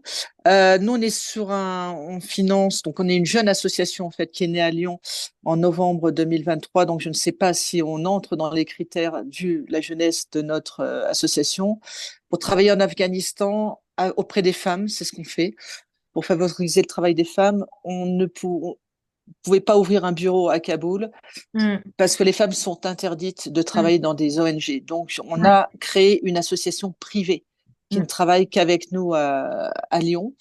Donc l'association Afghanistan aujourd'hui demain travaille avec Omidé Shafak, dont je suis la présidente et la fondatrice. Et on a un gros projet. On développe déjà une académie de couture pour les femmes. Et un deuxième projet, c'est le principe d'une coopérative laitière. Donc on est en train d'acheter des animaux, des vaches et des chèvres pour des familles du nord de l'Afghanistan qui évidemment n'ont absolument rien, qui serait en fait une première coopérative entièrement gérée par des femmes. Depuis la traite des animaux jusqu'à la commercialisation et voilà. Et pour le marché afghan bien évidemment. Donc deux questions. On est en zone rouge, l'Afghanistan. Voilà, j'ai compris ce que vous disiez sur l'AFD et les mesures de précaution et critères d'éligibilité, pardon, étant donné qu'on est neuf, tout jeune, est-ce qu'on entre dans ces critères-là ou pas? Est-ce que moins d'un an, on est blackballé tout de suite? Alors, là, vous parlez de la structure qui a été créée à Kaboul, si j'ai bien compris, qui est d'ordre privé. Sur la structure locale, si on peut l'appeler comme ça, on n'a pas de critères. On ne va pas venir regarder le temps d'existence, ni le budget annuel, etc. Sur ça, on est assez souple sur le partenaire local, si on peut l'appeler comme ça. C'est sur l'association française, il en faut absolument une. C'est là où les Il y en critères a une. s'appliquent. Donc déjà, est-ce que vous avez une association enregistrée en France? Bien sûr, Ok. Afghanistan aujourd'hui et demain, mais qui a moins d'un an. Qui a moins d'un On an. est Donc ouais, malheureusement, novembre 2023. ça pourra pas être éligible. C'est désolé, il D'accord. faut vraiment remplir le critère des 2 ans. Ah, c'est 2 ans. Bon, bah alors, ok. Voilà. C'est la même chose, comme ils disent les Afghans. Ok, bon, bah d'accord. Merci de m'avoir pris Désolée. ma réponse. Merci beaucoup. Je reviens sur mes mains levées. Monsieur Harold Meza. Et merci Noah. En fait, j'avais une question sur la question monétaire. En fait, quand on travaille dans la partie des pays de l'autre bout du monde, en fait, il y a aussi des frais au niveau monétaire des fois. Et il y a aussi des changements de la monnaie, des variations. Est-ce que vous faites un accompagnement autour de ça? Parce que je pense que c'est important et comment ça s'est Ouais, c'est fait, vrai. etc. Ouais, c'est vrai qu'on se pose de plus en plus la question. C'est vrai qu'aujourd'hui, la guilde, donc, elle verse le montant en euros à l'association française. Donc, bah, pour nous, il n'y a pas de frais bancaires importants. Et c'est ensuite, en fait, l'association française qui organise le versement et le lien avec la structure locale en fonction de leur propre partenariat. Et sur ça, voilà, nous, on prend pas en charge tout ce qui est frais, bah oui, les taux de change, etc. C'est quelque chose auquel on est amené à s'interroger pour mieux accompagner les associations là-dessus. Moi, ce que je peux vous proposer dans l'immédiat, c'est que dans le budget, je vous le présenterai ensuite, il y a deux lignes. Il y a divers et imprévus et une ligne frais administratifs qui peut représenter au maximum 10% du budget total du projet. Et sur ça, moi, je conseille toujours aux associations de les considérer, ces lignes-là, parce que c'est, par exemple, sur ces taux de change, aussi des frais qui ne peuvent pas s'imputer 100% sur le projet, comme, je sais pas, les factures d'électricité d'un lieu dans lequel vont s'organiser des formations, mais pas que, il va y avoir d'autres choses. Ça, c'est des frais qui peuvent être pris en charge dans cette ligne frais admin. Et donc voilà, je conseille toujours aux associations de le considérer. Mais aujourd'hui, à part ça, on n'a pas d'autres accompagnements. Géraldine et Ella, si vous avez des dispositifs dans vos réseaux, n'hésitez pas à me couper. Ok. Et l'autre question, j'ai regardé le document que Madame Le Carré elle avait envoyé sur le label à projet. J'ai Mhm. regardé aussi sur la valorisation. Est-ce qu'il y a un pourcentage au niveau de la Oui, valorisation des apports en nature du partenaire local à mettre en place et c'est combien le seuil? ouais, exactement. Donc là, justement, ça me permet de faire une super transition. Là, je vais vous passer à la présentation du portail solidaire. Donc en fait, on va détailler étape par étape toutes les rubriques que l'on demande à remplir aux associations. Et on va notamment passer par le budget. Et je vais vous expliquer en effet les valorisations, les pourcentages et tout simplement ce que c'est hein, pour les associations qui ne connaissent pas les valorisations. Donc, je vois l'heure avancer. Je me permets de sauter les quelques mains levées que je vois. Je vais dérouler l'ensemble de ce qui nous reste de la présentation et comme ça, on pourra vraiment laisser un temps à la fin pour répondre aux questions qui restent si elles n'ont pas été répondues par le reste de ma présentation. Donc voilà, je vais vous présenter le portail solidaire. Donc, c'est la plateforme de dépôt de dossiers. L'idée, c'est vraiment de rassembler les porteurs de projets, des différents bailleurs de fonds et les accompagnateurs hein, qui ont accès à la plateforme et à votre dossier même pendant que vous le rédigez, et donc ils peuvent également aller voir et vous orienter là-dessus. La guilde, donc, elle ne reçoit aucune demande de financement en papier ou par mail, uniquement à travers les dépôts sur la plateforme du portail solidaire. Et donc, un exemple de rassemblement, cette perspective voilà, de rassembler d'autres acteurs, d'autres bailleurs, c'est qu'il y a un deuxième bailleur de fonds qui est présent aussi sur la plateforme. C'est la Fondation Agir sa vie. Donc, la Fondation Agir sa vie, elle a son propre dispositif de sélection de projets, elle a ses propres critères de sélection, mais elle utilise l'outil plateforme pour recevoir les demandes de fonds. Donc, comme vous voyez, elle a ses critères spécifiques. Par exemple, elle peut financer jusqu'à 15 000 euros, alors que nous, on finance que sur 12 000, jusqu'à 12 500 sur le premier seuil. Elle peut financer des frais d'investissement, non pas de fonctionnement. Enfin, voilà. Et pour la personne qui vient de Kaboul, il n'y a pas de durée minimum obligatoire pour la Fondation Agir sa vie, contrairement à nous où il faut 2 ans d'existence. Donc, ça peut être également intéressant. Comment faire pour la solliciter? En fait, ça se fait au niveau du budget du projet. Donc ça, c'est le budget du projet sur le portail solidaire. Je vous le présenterai plus en amont. Mais en fait, tout ça, c'est pour que vous compreniez ce qu'on essaye de faire, c'est qu'il y ait un seul dépôt de projet dans lequel, in fine, vous pouvez solliciter 2 bailleurs quand vous répondez bien sûr aux critères des deux, quand ces critères sont répondus. Mais voilà, l'idée, c'est que vous voyez dans la partie ressources, il y a une ligne de la guilde et une ligne Fondation Agir sa vie. Donc, en fait, quand vous allez répondre, vous allez mettre un montant sur la ligne de la guilde, celle-ci va automatiquement recevoir la demande de financement lorsque vous aurez validé le dépôt. Et si vous remplissez la ligne de la Fondation Agir sa vie, la Fondation Agir sa vie va, elle, recevoir la demande de financement une fois que vous aurez validé le dépôt. Donc voilà, c'est vraiment juste en remplissant une ligne qui va vous permettre de solliciter les bailleurs. Donc vous pouvez faire le choix de solliciter et la guilde et la Fondation Agir sa vie sur un même projet ou n'en solliciter qu'un des deux voilà, sur les projets. Ce n'est pas obligatoire parce que bien sûr, comme on a chacun nos critères, tous les projets ne répondent pas aux critères des deux bailleurs. Voilà Une pour la petite Fondation question, Agir sa vie. Noah, Oui. justement sur la Fondation Agir sa vie, j'ai vu rapidement sur le slide précédent que les projets d'éducation de base, voilà, toute thématique sauf santé et éducation de base, Et oui. qu'est-ce qu'on entend par éducation de base en fait? Ils entendent éducation comme enfin, je pense que c'est plus sur, ils soutiennent parfois des éducations spécialisées, mais pas sur de l'éducation vraiment de base, donc améliorer la qualité de l'éducation pour les enfants en général. Donc, l'école primaire, par exemple, ne rentre pas dans ce critère. Absolument. Hmm. Ni la santé. Donc ça, effectivement, c'est à prendre en compte. Donc sur les étapes, donc la première étape sur le portail solidaire, ça va être de créer votre espace association. Donc vous allez renseigner un email, encore une fois un mail que vous consultez régulièrement, puis un mot de passe. Et ensuite, donc on va vous demander un certain nombre de documents qui vont nous permettre de vérifier l'éligibilité de votre association. Typiquement la publication au journal officiel, votre compte de résultat à l'année N-1 et vos statuts, par exemple, on demande également ce document-là. Ensuite, on va vous demander une courte présentation de l'association en une dizaine de lignes. Et donc, une fois que votre espace association est créé, celui-ci, il reste et c'est ensuite que vous allez faire le choix de répondre à un appel à projet. Donc, pour les associations qui ont déjà répondu à des appels à projets précédents, cet espace association, il existe. Vous pouvez vous connecter dessus et n'hésitez pas à aller dessus pour réactualiser les documents.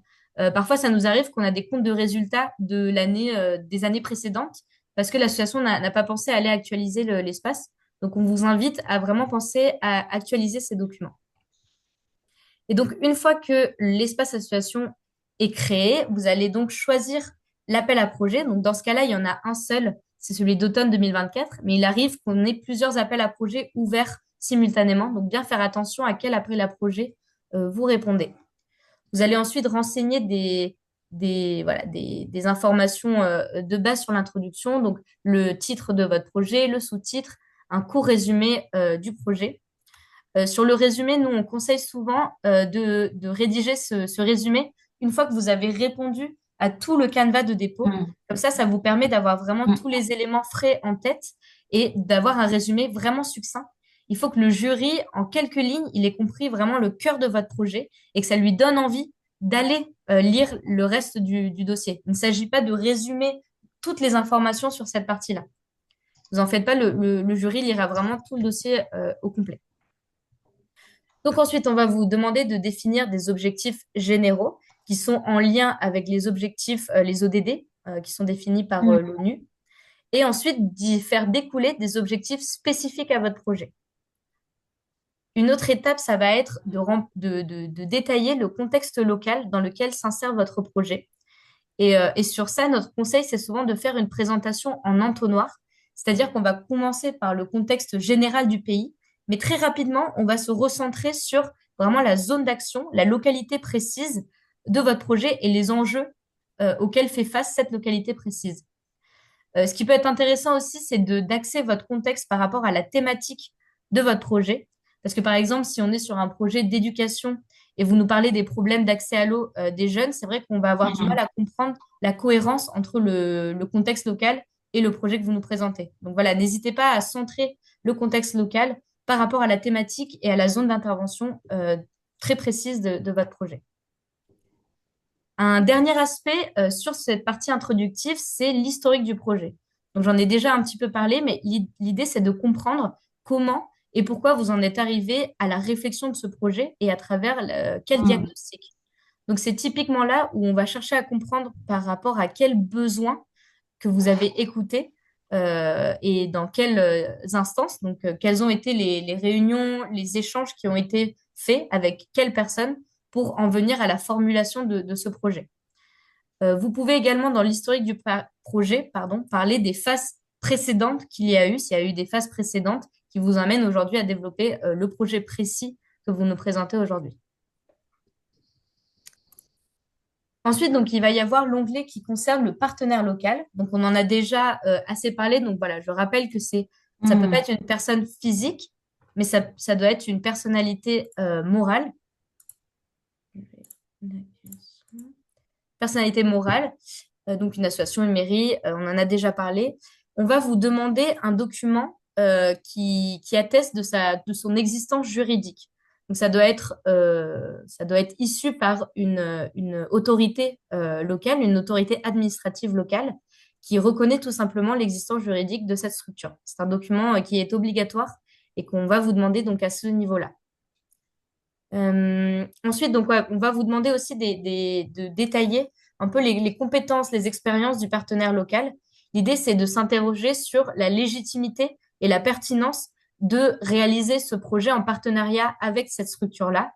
Et à l'inverse, pas uniquement de présenter les expériences de l'association, de la structure locale, mais également à l'inverse, de se questionner, nous, associations françaises, quelle est notre légitimité à porter ce projet, quelle est l'expertise que l'on apporte et en fait, tout simplement, quelle est la complémentarité entre moi, association française, et la structure locale avec laquelle je monte ce projet. Donc ça, c'est des questions qu'on va amener à se poser sur la partie compétences et expériences. Vous pouvez également détailler l'historique de votre partenariat, pardon. Donc, est-ce que vous avez déjà travaillé sur des projets précédents? Si c'est le cas, lesquels, quelles ont été, enfin, les thématiques, les années, etc., etc. C'est pour savoir si c'est votre premier projet ensemble ou si vous avez déjà de l'expérience en mise en œuvre de projets ensemble, en partenariat. Donc ensuite, on va également vous questionner sur l'implication du partenaire, les rôles de chacun. Donc l'idée, c'est vraiment d'être dans un aspect, dans une logique de co-construction, donc un équilibre entre l'association française et le partenaire local. Donc quels sont les rôles de chacun, etc., etc. On va vous demander également d'annexer la convention de partenariat qui détaille l'implication de chacun dans le cadre du projet, en tout cas qui est signée par les deux parties et qui nous permet d'acter ce partenariat. Si vous avez d'autres partenaires, il arrive qu'il y ait des projets qui soient montés en multi-acteurs, qu'il y ait d'autres partenaires qui soient impliqués sur telle ou telle partie d'un projet parce qu'ils apportent une expertise spécifique ou autre. Il y a la possibilité d'ajouter d'autres partenaires et également de détailler leur implication dans le projet. Enfin, donc on arrive un peu au cœur du projet. Donc il y a tout l'onglet qui concerne les activités du projet. Donc là l'idée, c'est vraiment d'être le plus exhaustif possible, de détailler les différentes étapes de mise en œuvre de votre projet. Et donc sur chaque activité, on va vous demander des moyens humains et matériels et les résultats attendus par rapport à la mise en œuvre de cette activité. Et donc, sur les activités, l'idée, c'est vraiment d'être le plus précis et le plus concret possible en se posant toujours les questions de qui, quoi, où et comment. Donc, par exemple, sur une formation à l'agroécologie, il ne suffit pas de dire on va donner une formation aux agriculteurs, mais vraiment de venir dire on va faire des modules de 4 heures 2 fois par semaine sur une durée de 6 mois. On a déjà identifié une structure qui pourrait être la personne détachée pour venir faire la formation. Elle a telle et telle compétence et on aimerait, on met en place cette formation parce que ça va nous permettre de renforcer tel et tel sujet, telle et telle thématique.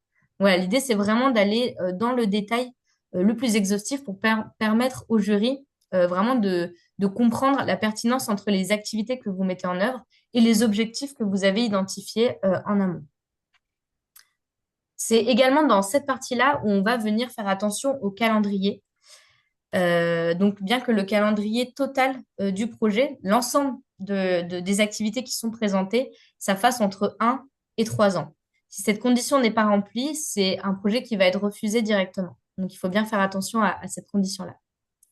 Également, vous dire que la Guilde ne finance pas des activités qui ont déjà été engagées, mais elle ne finance uniquement des activités à venir à compter de la date de clôture de l'appel à projet. Donc, dans ce cas-là, au 13 septembre 2024, donc le lendemain de la clôture de l'appel à projet, commence l'éligibilité des activités et donc des dépenses également. Donc ça également, il faut bien faire attention. Si vous avez des projets, des activités qui ont déjà eu lieu, elles sont à résumer dans la partie historique et non pas dans la partie activité. Dans les activités, vraiment, vous nous présentez que des activités à venir. Comment c'est Catherine? Un projet qui consisterait à faire un investissement pour donner à un projet existant plus d'ampleur, pour le développer, pour toucher plus de bénéficiaires, donc là des enfants, ça serait pas retenu alors, si je comprends bien ce que vous dites. Vous avez dit un développement, c'est un élargissement, c'est ça? Oui, un périmètre géographique plus étendu, donc un nombre de bénéficiaires fois 2, fois 3. Oui. C'est bon ça? Oui, parce que vous êtes en train d'essaimer un petit projet, on va l'essaimer à une plus grande échelle sur d'autres localités. Donc, il faut nous présenter l'essaimage dans l'historique et la suite dans la suite. D'accord, merci. Le projet. Une autre question concernant l'historique des projets qui ont été réalisés. Il faut descendre à quel niveau de détail? Le coût du projet, Non, simplement comprendre les activités qui ont été réalisées, les résultats qui ont été obtenus grâce à ces activités-là, pour en fait tout simplement permettre au jury de se resituer sur ce qui a été fait pour qu'ils comprennent mieux ce qui va être fait. Voilà, c'est vraiment pour comprendre la cohérence dans laquelle se situent les activités et votre projet que vous nous présentez. D'accord. Voilà. Désolée, sur les questions, on va vraiment attendre la fin parce que j'aimerais pouvoir dérouler toute la présentation. Et ensuite, bien sûr, on prendra vos questions. Donc, il y a ensuite l'onglet bénéficiaires. Donc là, voilà, il va falloir indiquer tout simplement les bénéficiaires directs de votre projet et une partie implication. Donc, comme je l'ai expliqué dans les critères souples, savoir comment ces bénéficiaires vont être impliqués dans le cadre de la mise en œuvre du projet, à quelle hauteur, quel va être leur degré de responsabilisation, etc. C'est également là où on vous posera des questions concernant l'égalité femmes-hommes dans le projet, la jeunesse. Et il y a une dernière question qui concerne les exclus. C'est souvent une question qui est peut-être mal formulée dans le dépôt. Et donc, cette question sur les exclus, c'est en fait tout simplement de se dire que tout projet comporte une part d'exclus parce qu'on est sur une localité précise, on a un budget qui est limité.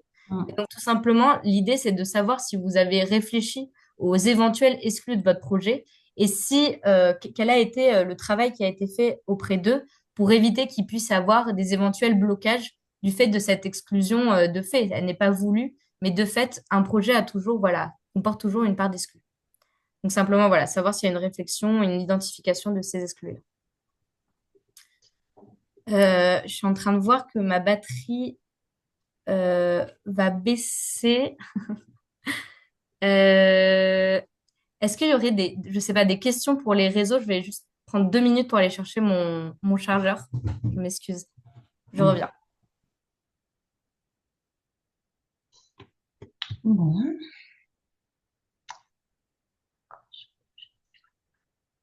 Je sais qu'il y avait plusieurs questions sur le fait de recevoir un canevas de dépôt sur Word que vous pourrez remplir. On vous le diffusera via les listes d'inscription. Géraldine pour Resacop et moi pour Territoire Solidaire, vous recevrez toutes et tous ce canevas. C'est-à-dire qu'on doit aller le chercher sur le site ou c'est vous qui allez nous l'envoyer systématiquement? On va vous l'envoyer si vous vous êtes bien inscrit. Si vous avez reçu le lien et que vous vous êtes inscrit, normalement, vous devrez le recevoir sans souci. D'accord. Et le PowerPoint également. Pardon? Ah oui, le PowerPoint. Oui, parce que je prends des notes, mais j'arrive pas à tout noter alors. Oui, non, bien sûr, on vous enverra le PowerPoint. C'est vrai qu'il y a beaucoup, beaucoup d'informations. C'est une réunion qui peut être lourde en informations.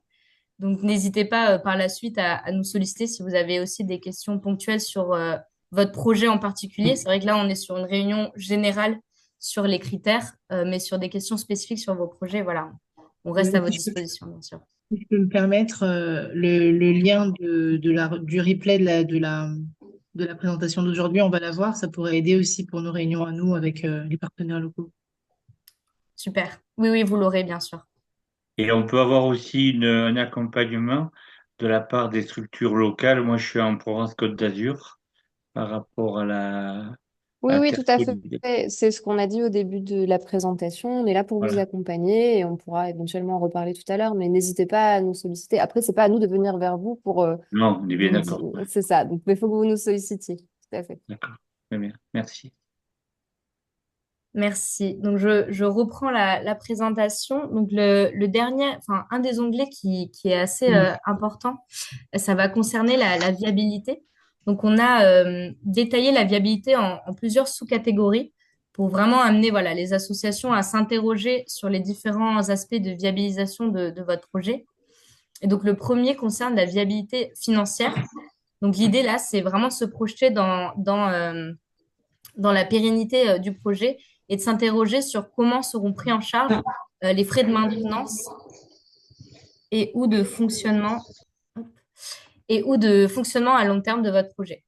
Donc voilà, l'idée c'est de bien détailler cette partie-là. Nous, voilà, on va, comme je vous ai dit au tout début, on finance uniquement des projets qui sont viables, qui vont être autonomes sur le moyen et le long terme. Et donc, l'idée, c'est de se questionner qu'il y a différentes méthodes qui sont utilisées pour atteindre cette viabilité. La première, c'est par la mise en place d'activités génératrices de revenus qui peuvent être annexes, qui vont venir alimenter le projet. Par exemple, la mise en place d'un jardin potager, la vente d'une partie de la production. Et à terme, bien sûr, pas sur la première année, mais à terme, ce jardin potager va permettre de financer le salaire d'un enseignant dans une école, etc. Donc l'idée, un exemple d'activité génératrice de revenus. Mais ce n'est pas la seule manière de financer un projet. Il y a aussi le financement par base communautaire, donc par la mise en place d'un impôt local ou par une adhésion, par exemple dans le cadre d'une coopérative. L'adhésion des membres va permettre d'alimenter une caisse et donc de venir l'utiliser pour couvrir des frais de maintenance, etc. Des machines qui ont été mis en place. Il y a aussi une implication financière de l'État qui n'est pas à négliger, bien sûr, quand c'est possible, mais voilà, l'importance d'essayer de mobiliser le plus possible les différentes instances sectorielles de l'État pour essayer de faire financer typiquement sur la construction d'une salle de classe.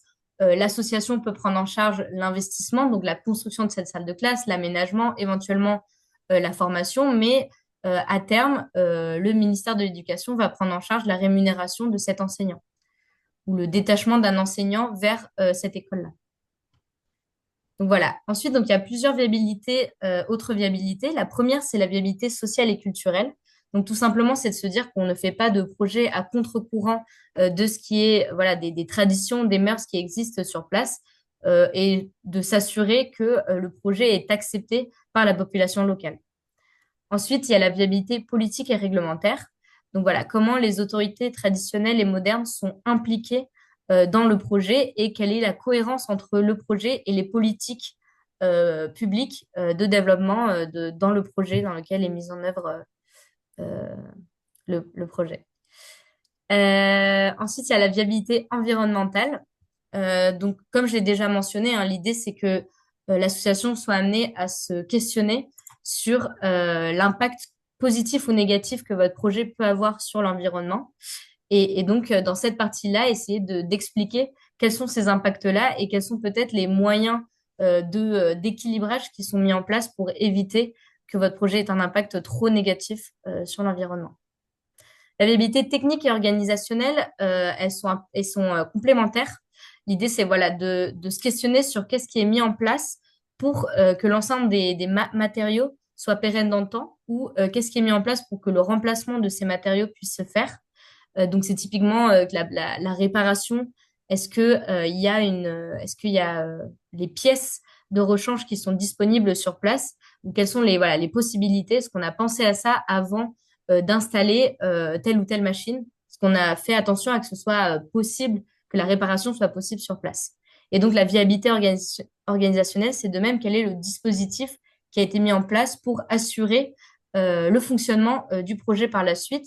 Et par exemple, ça peut être des comités de gestion qui sont mis en place. Et est-ce que les membres de ces comités ont les compétences, ont été formés pour gérer de manière autonome le projet.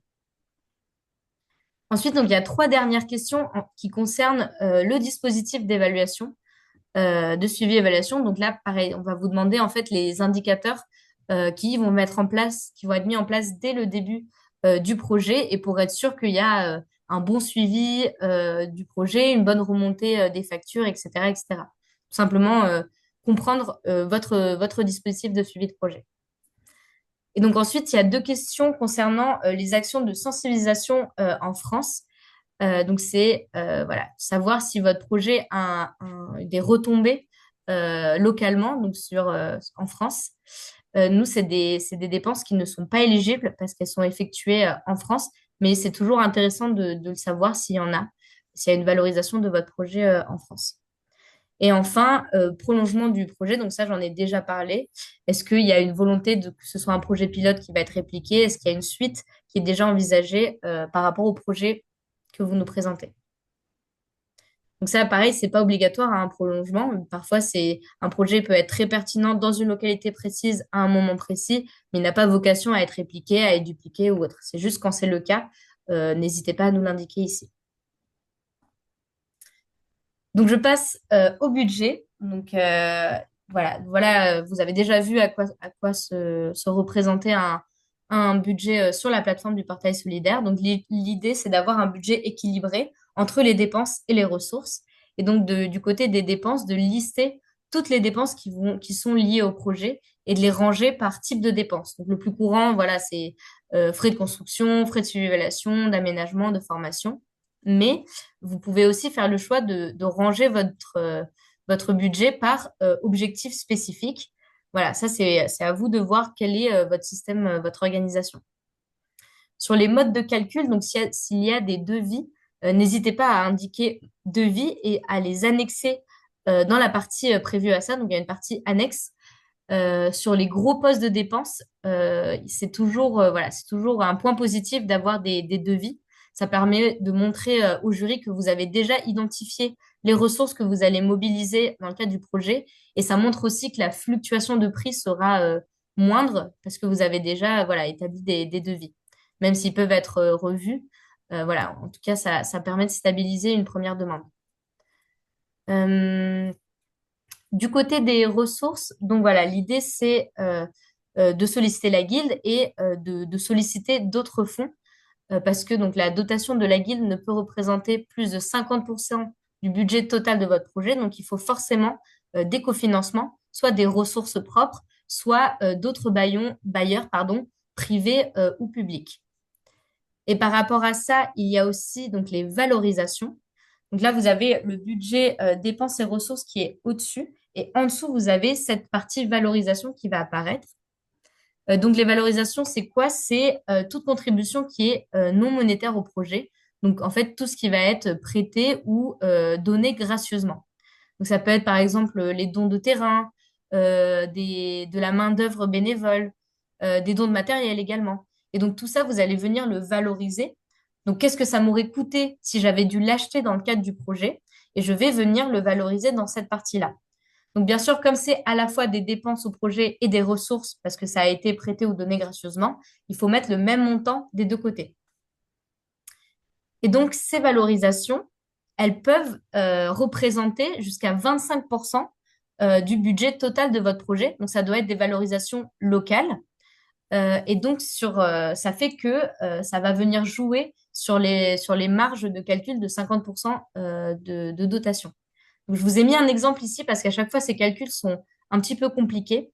Donc, par exemple, sur un projet de 25 000 euros, le maximum que vous pourrez solliciter à la guilde, c'est 12 500 parce que ça représente 50% du budget total de votre projet.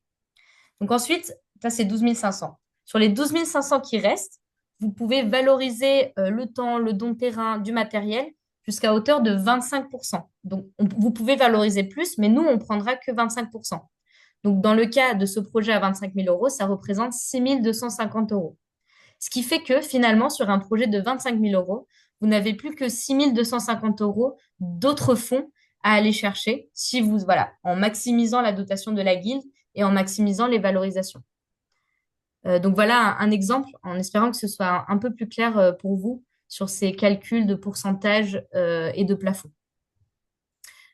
Un autre aspect à prendre en compte, c'est que ce pourcentage, il est calculé sur les dépenses éligibles. Et donc les dépenses éligibles à la dotation, c'est pour faire très résumé, en résumé, ça va être tous les frais qui sont liés à la mise en œuvre sur place du projet.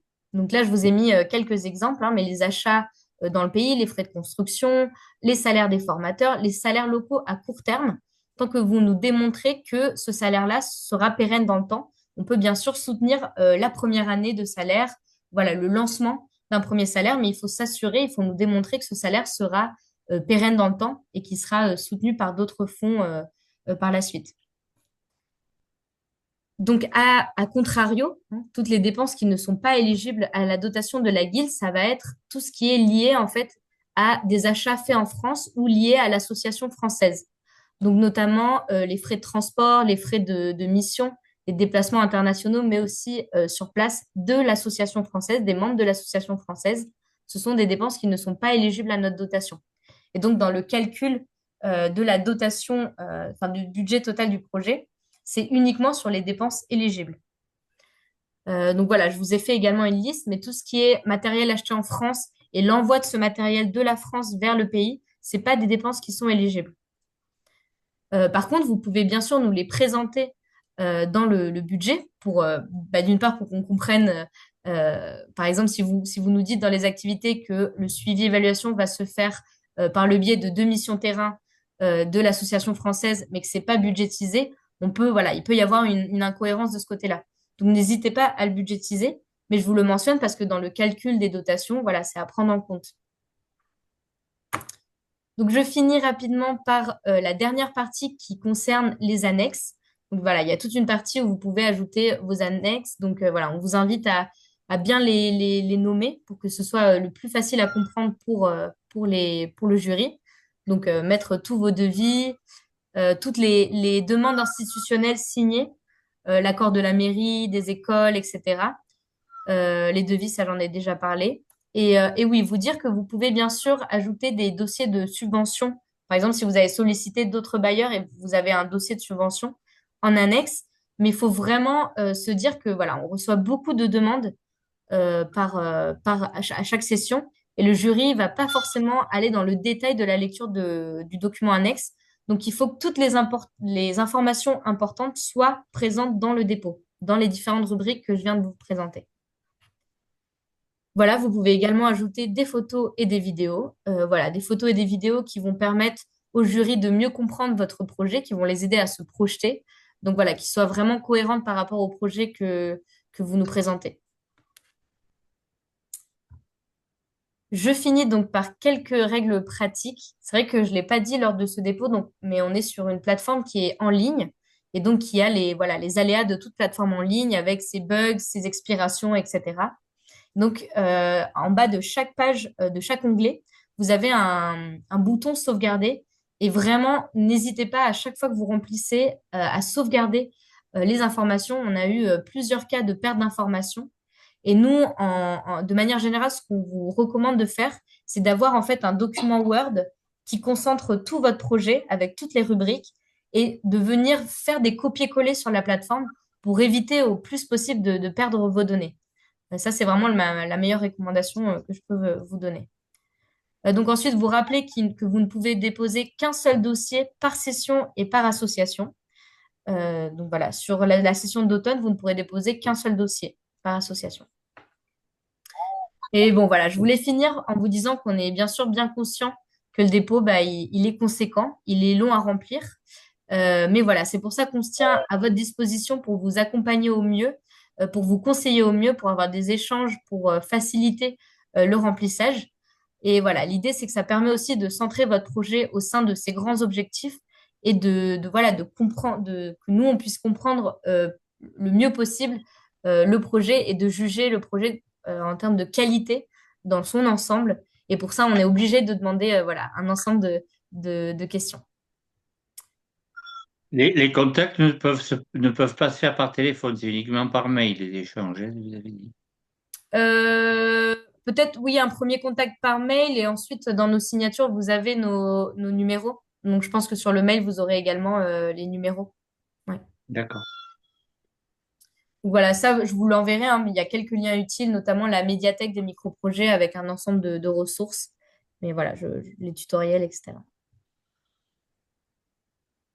Et voilà, je laisse 15, on a 15 petites minutes pour répondre à vos dernières questions. Je vous remets également les dates. Je vais arrêter le partage pour vous voir. Ok, je vois qu'il y a pas mal de mains levées. Alors, je vais commencer par l'association Départ. Désactiver ça avant que non, parce que ça. Association Départ, est-ce que vous avez une question? C'est peut-être une main levée qui est restée. Je vois Maria Ramos de l'association.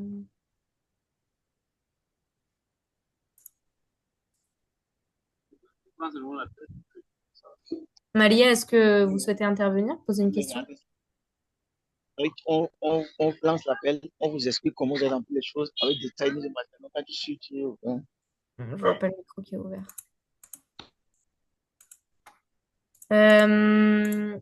Bon. Je vois Mojo. Est-ce que vous avez une question à poser?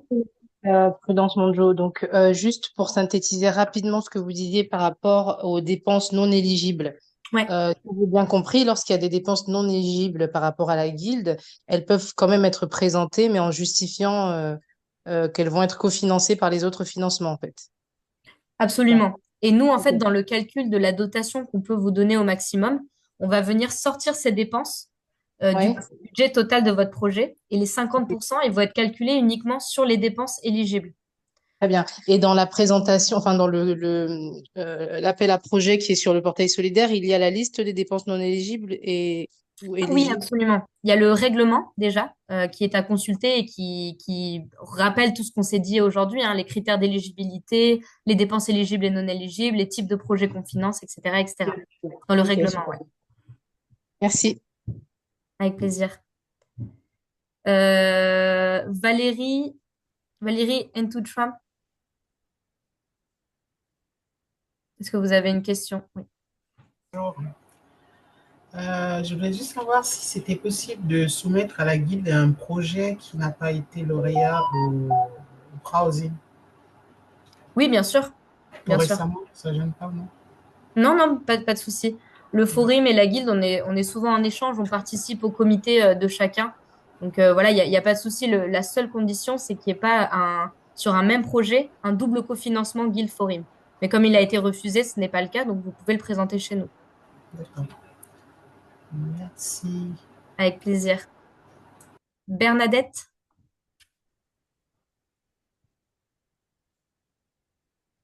Oui, bonjour. Juste une chose, je posais la question dans le chat, mais les frais, par exemple, de bénévolat en France, sont-ils à mettre dans le dossier sur la partie valorisation et sont-ils comptés, même si c'est en France, c'est pas simplement sur les actions qui sont faites sur le pays même.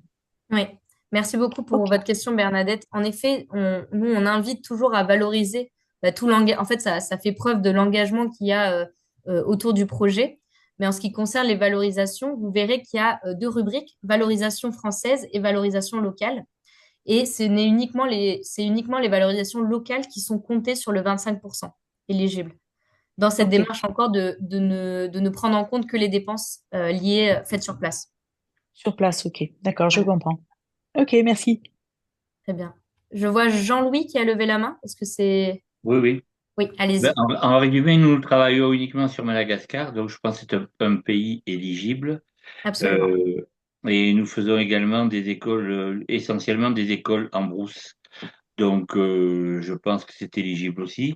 Par contre, au niveau des salaires des professeurs, est-ce que pour la première année, on peut éventuellement valoriser un besoin pour ces professeurs? Ça, c'est une question. Et la deuxième question, est-ce que si on va jusqu'à faire des achats d'ordinateurs là-bas sur place, ça peut rentrer aussi dans l'enveloppe? Oui, les deux dépenses que vous mentionnez, donc achat de matériel sur place et soutien d'un salaire d'un enseignant pendant la durée de mise en œuvre du projet, c'est des dépenses qui sont éligibles. Simplement sur le salaire de l'enseignant, comme je l'ai dit tout à l'heure, nous, on va veiller à ce qu'il soit pérenne dans le temps. Donc, que vous nous prouviez qu'à moyen terme, il va être pris en charge par d'autres ressources, d'autres moyens. D'accord. Par contre, si on ne sollicite pas d'aide pour les salaires des enseignants, ça ne sera pas un sujet d'inéligibilité, puisqu'en général, les enseignants sont payés par la population. Voilà, bah, il faut le mentionner. Sinon, on va se poser la question de et les Ah enseignants qui bon, les payent. d'accord. Il faut le mentionner, bien sûr. Il Oui, ne faut pas le d'accord. budgétiser, mais il faut le mettre dans le narratif. Ouais. D'accord. Mm. Catherine, je Euh, vois que vous avez levé la main.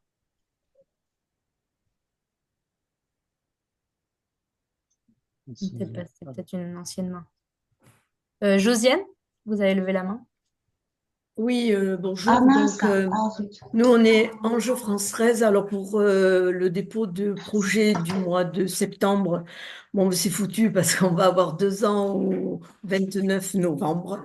Donc, Mm. voilà, malheureusement, on Ouais, travaille sur même le pour celui Togo. d'automne, ça va être court, malheureusement.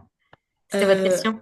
oui, vous allez annoncer les prochains projets à partir de quand et la date. Est-ce que je pourrais prétendre Mm. peut-être déposer enfin un dossier de projet? On travaille avec les enfants de rue du Togo. D'accord. Du Mm. Togo? Oui, Oui, malheureusement, on n'a pas les dates précises, mais on sait plus ou moins les périodes auxquelles se font les Mm. appels à projets. Et d'habitude, ça clôture plutôt début octobre. Donc malheureusement, ce À sera, clôturer début octobre. c'est Mais ça, l'appel là, à projet, il ouvre en fait pendant l'été. Il ouvre juillet, août, septembre et il se clôture début octobre, au plus tard. Là, c'est... Et le d'accord. prochain, pour le prochain, Le alors. prochain, je Ah parlais oui, du le prochain, prochain. pardon, celui Oui, de oui, printemps. oui. Oui, oui, oh Oui, là là. puisque là, pour nous, c'est trop tard. Donc, Oui, oui, pardon, celui de c'est trop printemps, tôt. il Trop clôture tôt. au 31 mars, en Ah, général. voilà. Donc, Voilà, au 31 mars, on pourra c'est faire éligible, un appel à projet. tout à fait. D'accord. Donc, si j'ai bien compris chez vous au niveau de la guilde, la construction de bâtiments est pris et c'est un critère éligible pour vos projets. Absolument, c'est une dépense qui Voilà. est éligible, mais ça ne peut pas constituer à lui tout Que seul un ça. projet. Il Voilà. doit y Oui, avoir oui, d'autres oui. choses autour, de l'aménagement, de la Mm. formation, du suivi, enfin voilà. D'accord. Parce que pas tout le monde prend les constructions sur Nous, place. ouais, nous, ouais. D'accord. OK. Merci beaucoup. En tout cas, Merci à vous. réunion très, très intéressante. ouais. Merci. Je ne sais pas si je suis en ligne. Oui, Philippe? Non. Oui, oui, oui. Donc c'est très bien. Deux questions. La première, c'est sur la pérennité dont vous avez beaucoup parlé des projets qui sont financés. Est-ce que vous avez un retour, si vous voulez, au-delà des actions présentées sur 1, 2 ans, 3 ans, sur la durabilité de ces actions? Parce que le projet tel qu'il est à rédiger, que vous avez précisé vous-même, il y a un petit côté usine à gaz quand même.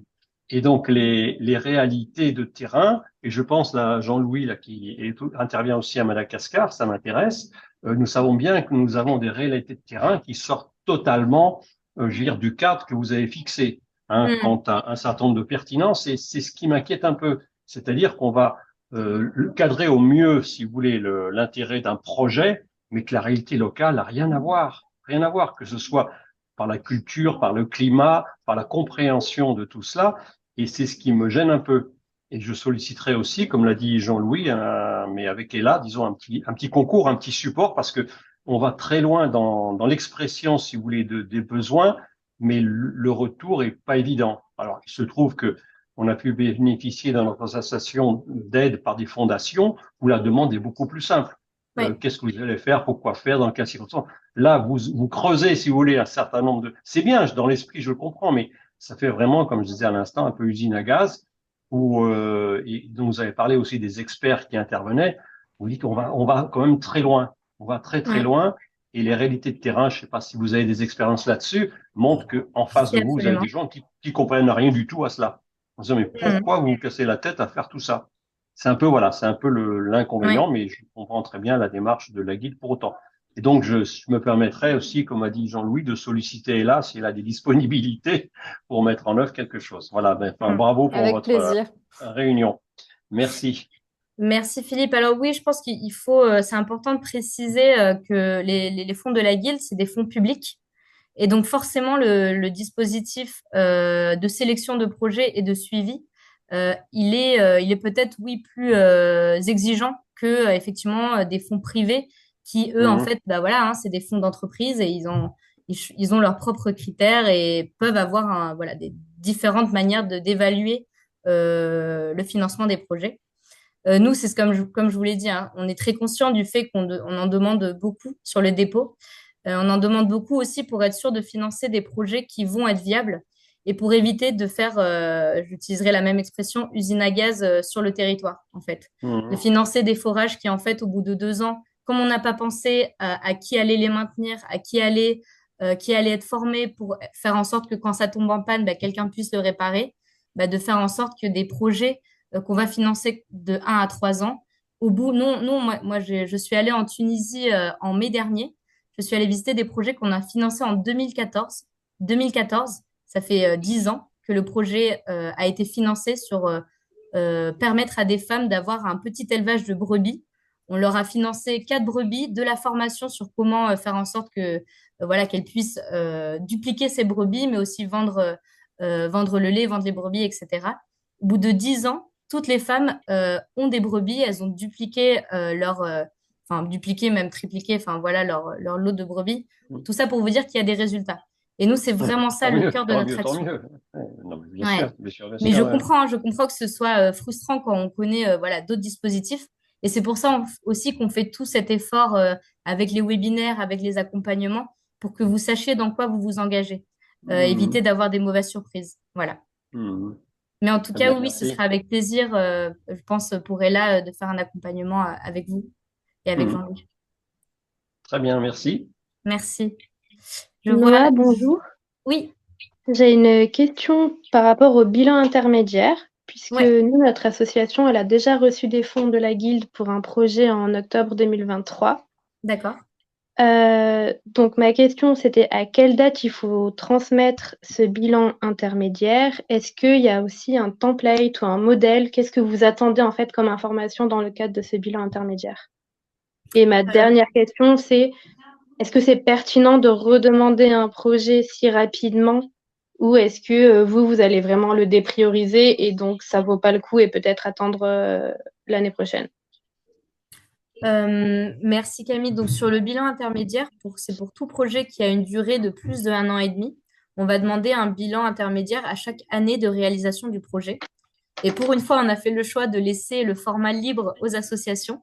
Donc on n'a pas de canevas imposé. Tout simplement, ce qu'on cherche à savoir, bah, c'est qu'est-ce qui a été mis en place, donc où vous en êtes des activités mises en place et quel est un peu l'état des dépenses, de l'engagé des dépenses.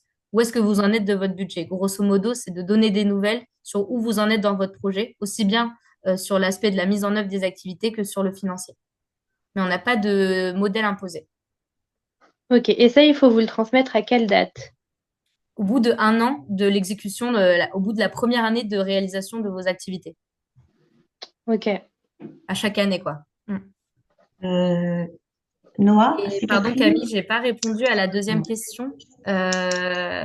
C'était... Ah oui, vous pouvez redéposer bien sûr une demande de financement, même si vous avez été financé sur une session précédente, tant que ça ne concerne pas une suite d'un précédent projet financé.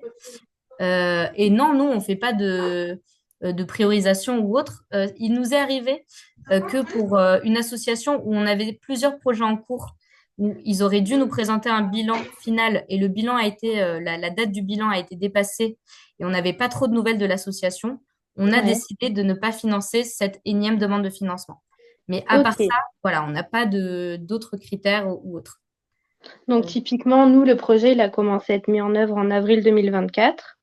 Donc forcément, pour l'instant, vous n'avez pas reçu de bilan, mais ça ne nous empêche pas de Bien reporter sûr, un projet, mais qui soit différent. absolument. Ok, hyper clair. Merci beaucoup. Voilà. Je crois que j'ai Catherine, oui. Oui, Catherine. tout à l'heure, moi, tout à l'heure, j'avais pas activé mon micro. Alors, donc, concernant le budget, donc j'ai noté que les financements commençaient à 3 000 euros et allaient jusqu'à 12,5 Mhm. et que la somme sollicitée devait être inférieure ou égale à 50% du budget total. Mm. Est-ce que ça signifie qu'en fait, un projet doit à minima être valorisé à 6 000 euros? Oui. C'est ça. D'accord. Ok, c'est bien ça. Exactement. On ne finance pas des Exactement. projets de moins de 6 000 euros. Voilà. Et ma deuxième question, c'était concernant la pérennité et le fait qu'effectivement, il y ait des salaires qui devront être pris en charge en année +2, +3, +4, etc. Est-ce que si la réponse est on prend en charge les salaires sur fonds propres, est-ce que c'est une réponse qui vous va ou pas? Ou est-ce que ça doit être, vous voyez, la source de financement doit être ailleurs? Ouais, bah en fait la difficulté là-dessus, c'est que à un moment, l'association française, enfin, est-ce qu'il y a en tout cas, la question, ça va plutôt être, est-ce qu'il y a une réflexion qui est menée pour à terme qu'il y ait un moyen de remplacement des fonds alloués par l'association française? Parce que dans une perspective très long-termiste, à un moment, l'association ne pourra pas soutenir éternellement les salaires. Donc, c'est normal que sur, je sais pas, les 5 premières années, ce soit la première solution apportée. Est-ce qu'il y a une réflexion pour vraiment le pérenniser durablement? D'accord. C'est ça qu'on va aller regarder. D'accord, ok, je comprends très bien. Et alors, j'ai pas dû suivre quand vous en avez parlé, l'avis de non-objection à produire à la partie annexe. C'est quoi l'avis de non-objection? Oui, effectivement, j'en ai parlé. Donc, l'avis de non-objection, c'est un avis qui a été envoyé à l'AFD dans la lutte, dans le cadre de son dispositif de criblage contre le financement du terrorisme et le blanchiment d'argent. Voilà, c'est un document qui est obligatoire et on doit l'envoyer à l'AFD. Donc, c'est pour ça qu'on vous demande de le remplir lors du dépôt. D'accord. Ok, à remplir et à envoyer donc avec le dossier. D'accord. Oui, voilà. Ok, merci Noah. Merci à vous. Je vois Cléo Francine qui lève la main. Oui, bonjour Anna. Bonjour. Ma question donc c'est sur les dépenses éligibles parce qu'on a envisagé de rénover un lycée à Madagascar et sur les missions de suivi et évaluation, est-ce que c'est y compris dans les dépenses éligibles et les frais de mission des représentants des associations ici? Non, du coup, c'est pas des frais éligibles. Tout ce qui a trait à l'association française et aux membres de l'association française, c'est pas éligible. Ah, d'accord. Voilà. Merci beaucoup. Voilà, il me semble qu'on a couvert toutes les mains levées. Elles sont restées levées, mais je crois qu'on a répondu à vos questions. Alors, moi, j'en ai une de questions. Ah, allez-y, pardon. Allez-y, Johan. Agir sa vie, c'est sur l'investissement. Ça comprend quoi? La construction de bâtiments, l'achat de véhicules? Ouais, l'achat de matériel, des frais d'investissement sur des achats de gros matériel sur des coopératives, par exemple. Matériel Des choses comme ça. bureautique? Voilà, par exemple. D'accord. N'hésitez pas à aller voir sur leur site. Là, on a fait un très court résumé, mais sur leur site, ils ont vraiment détaillé les critères, les dépenses éligibles, etc., etc. D'accord. Et pour le conseil, on se rapproche de Territoire solidaire ou de la Guilde? De territoire solidaire en priorité, et ensuite, nous, voilà, parfois, on fait des accompagnements en binôme ou autre, mais votre point de contact prioritaire, c'est effectivement territoire solidaire. D'accord, merci. Très Avec bonne réunion. plaisir. Merci. Bon, bah, je crois qu'on arrive à la fin de cette réunion, plus ou moins à l'heure. Merci beaucoup à tous d'avoir tenu les 2 heures pour votre patience, pour vos questions. Et voilà, comme l'a dit Ella et Géraldine, on reste tout à votre disposition pour répondre à des questions. N'hésitez pas à solliciter des accompagnements et on vous enverra l'ensemble donc du PowerPoint qui a été présenté aujourd'hui, ainsi que d'autres d'autres documents qui vont vous être utiles par mail. Je vais arrêter l'enregistrement.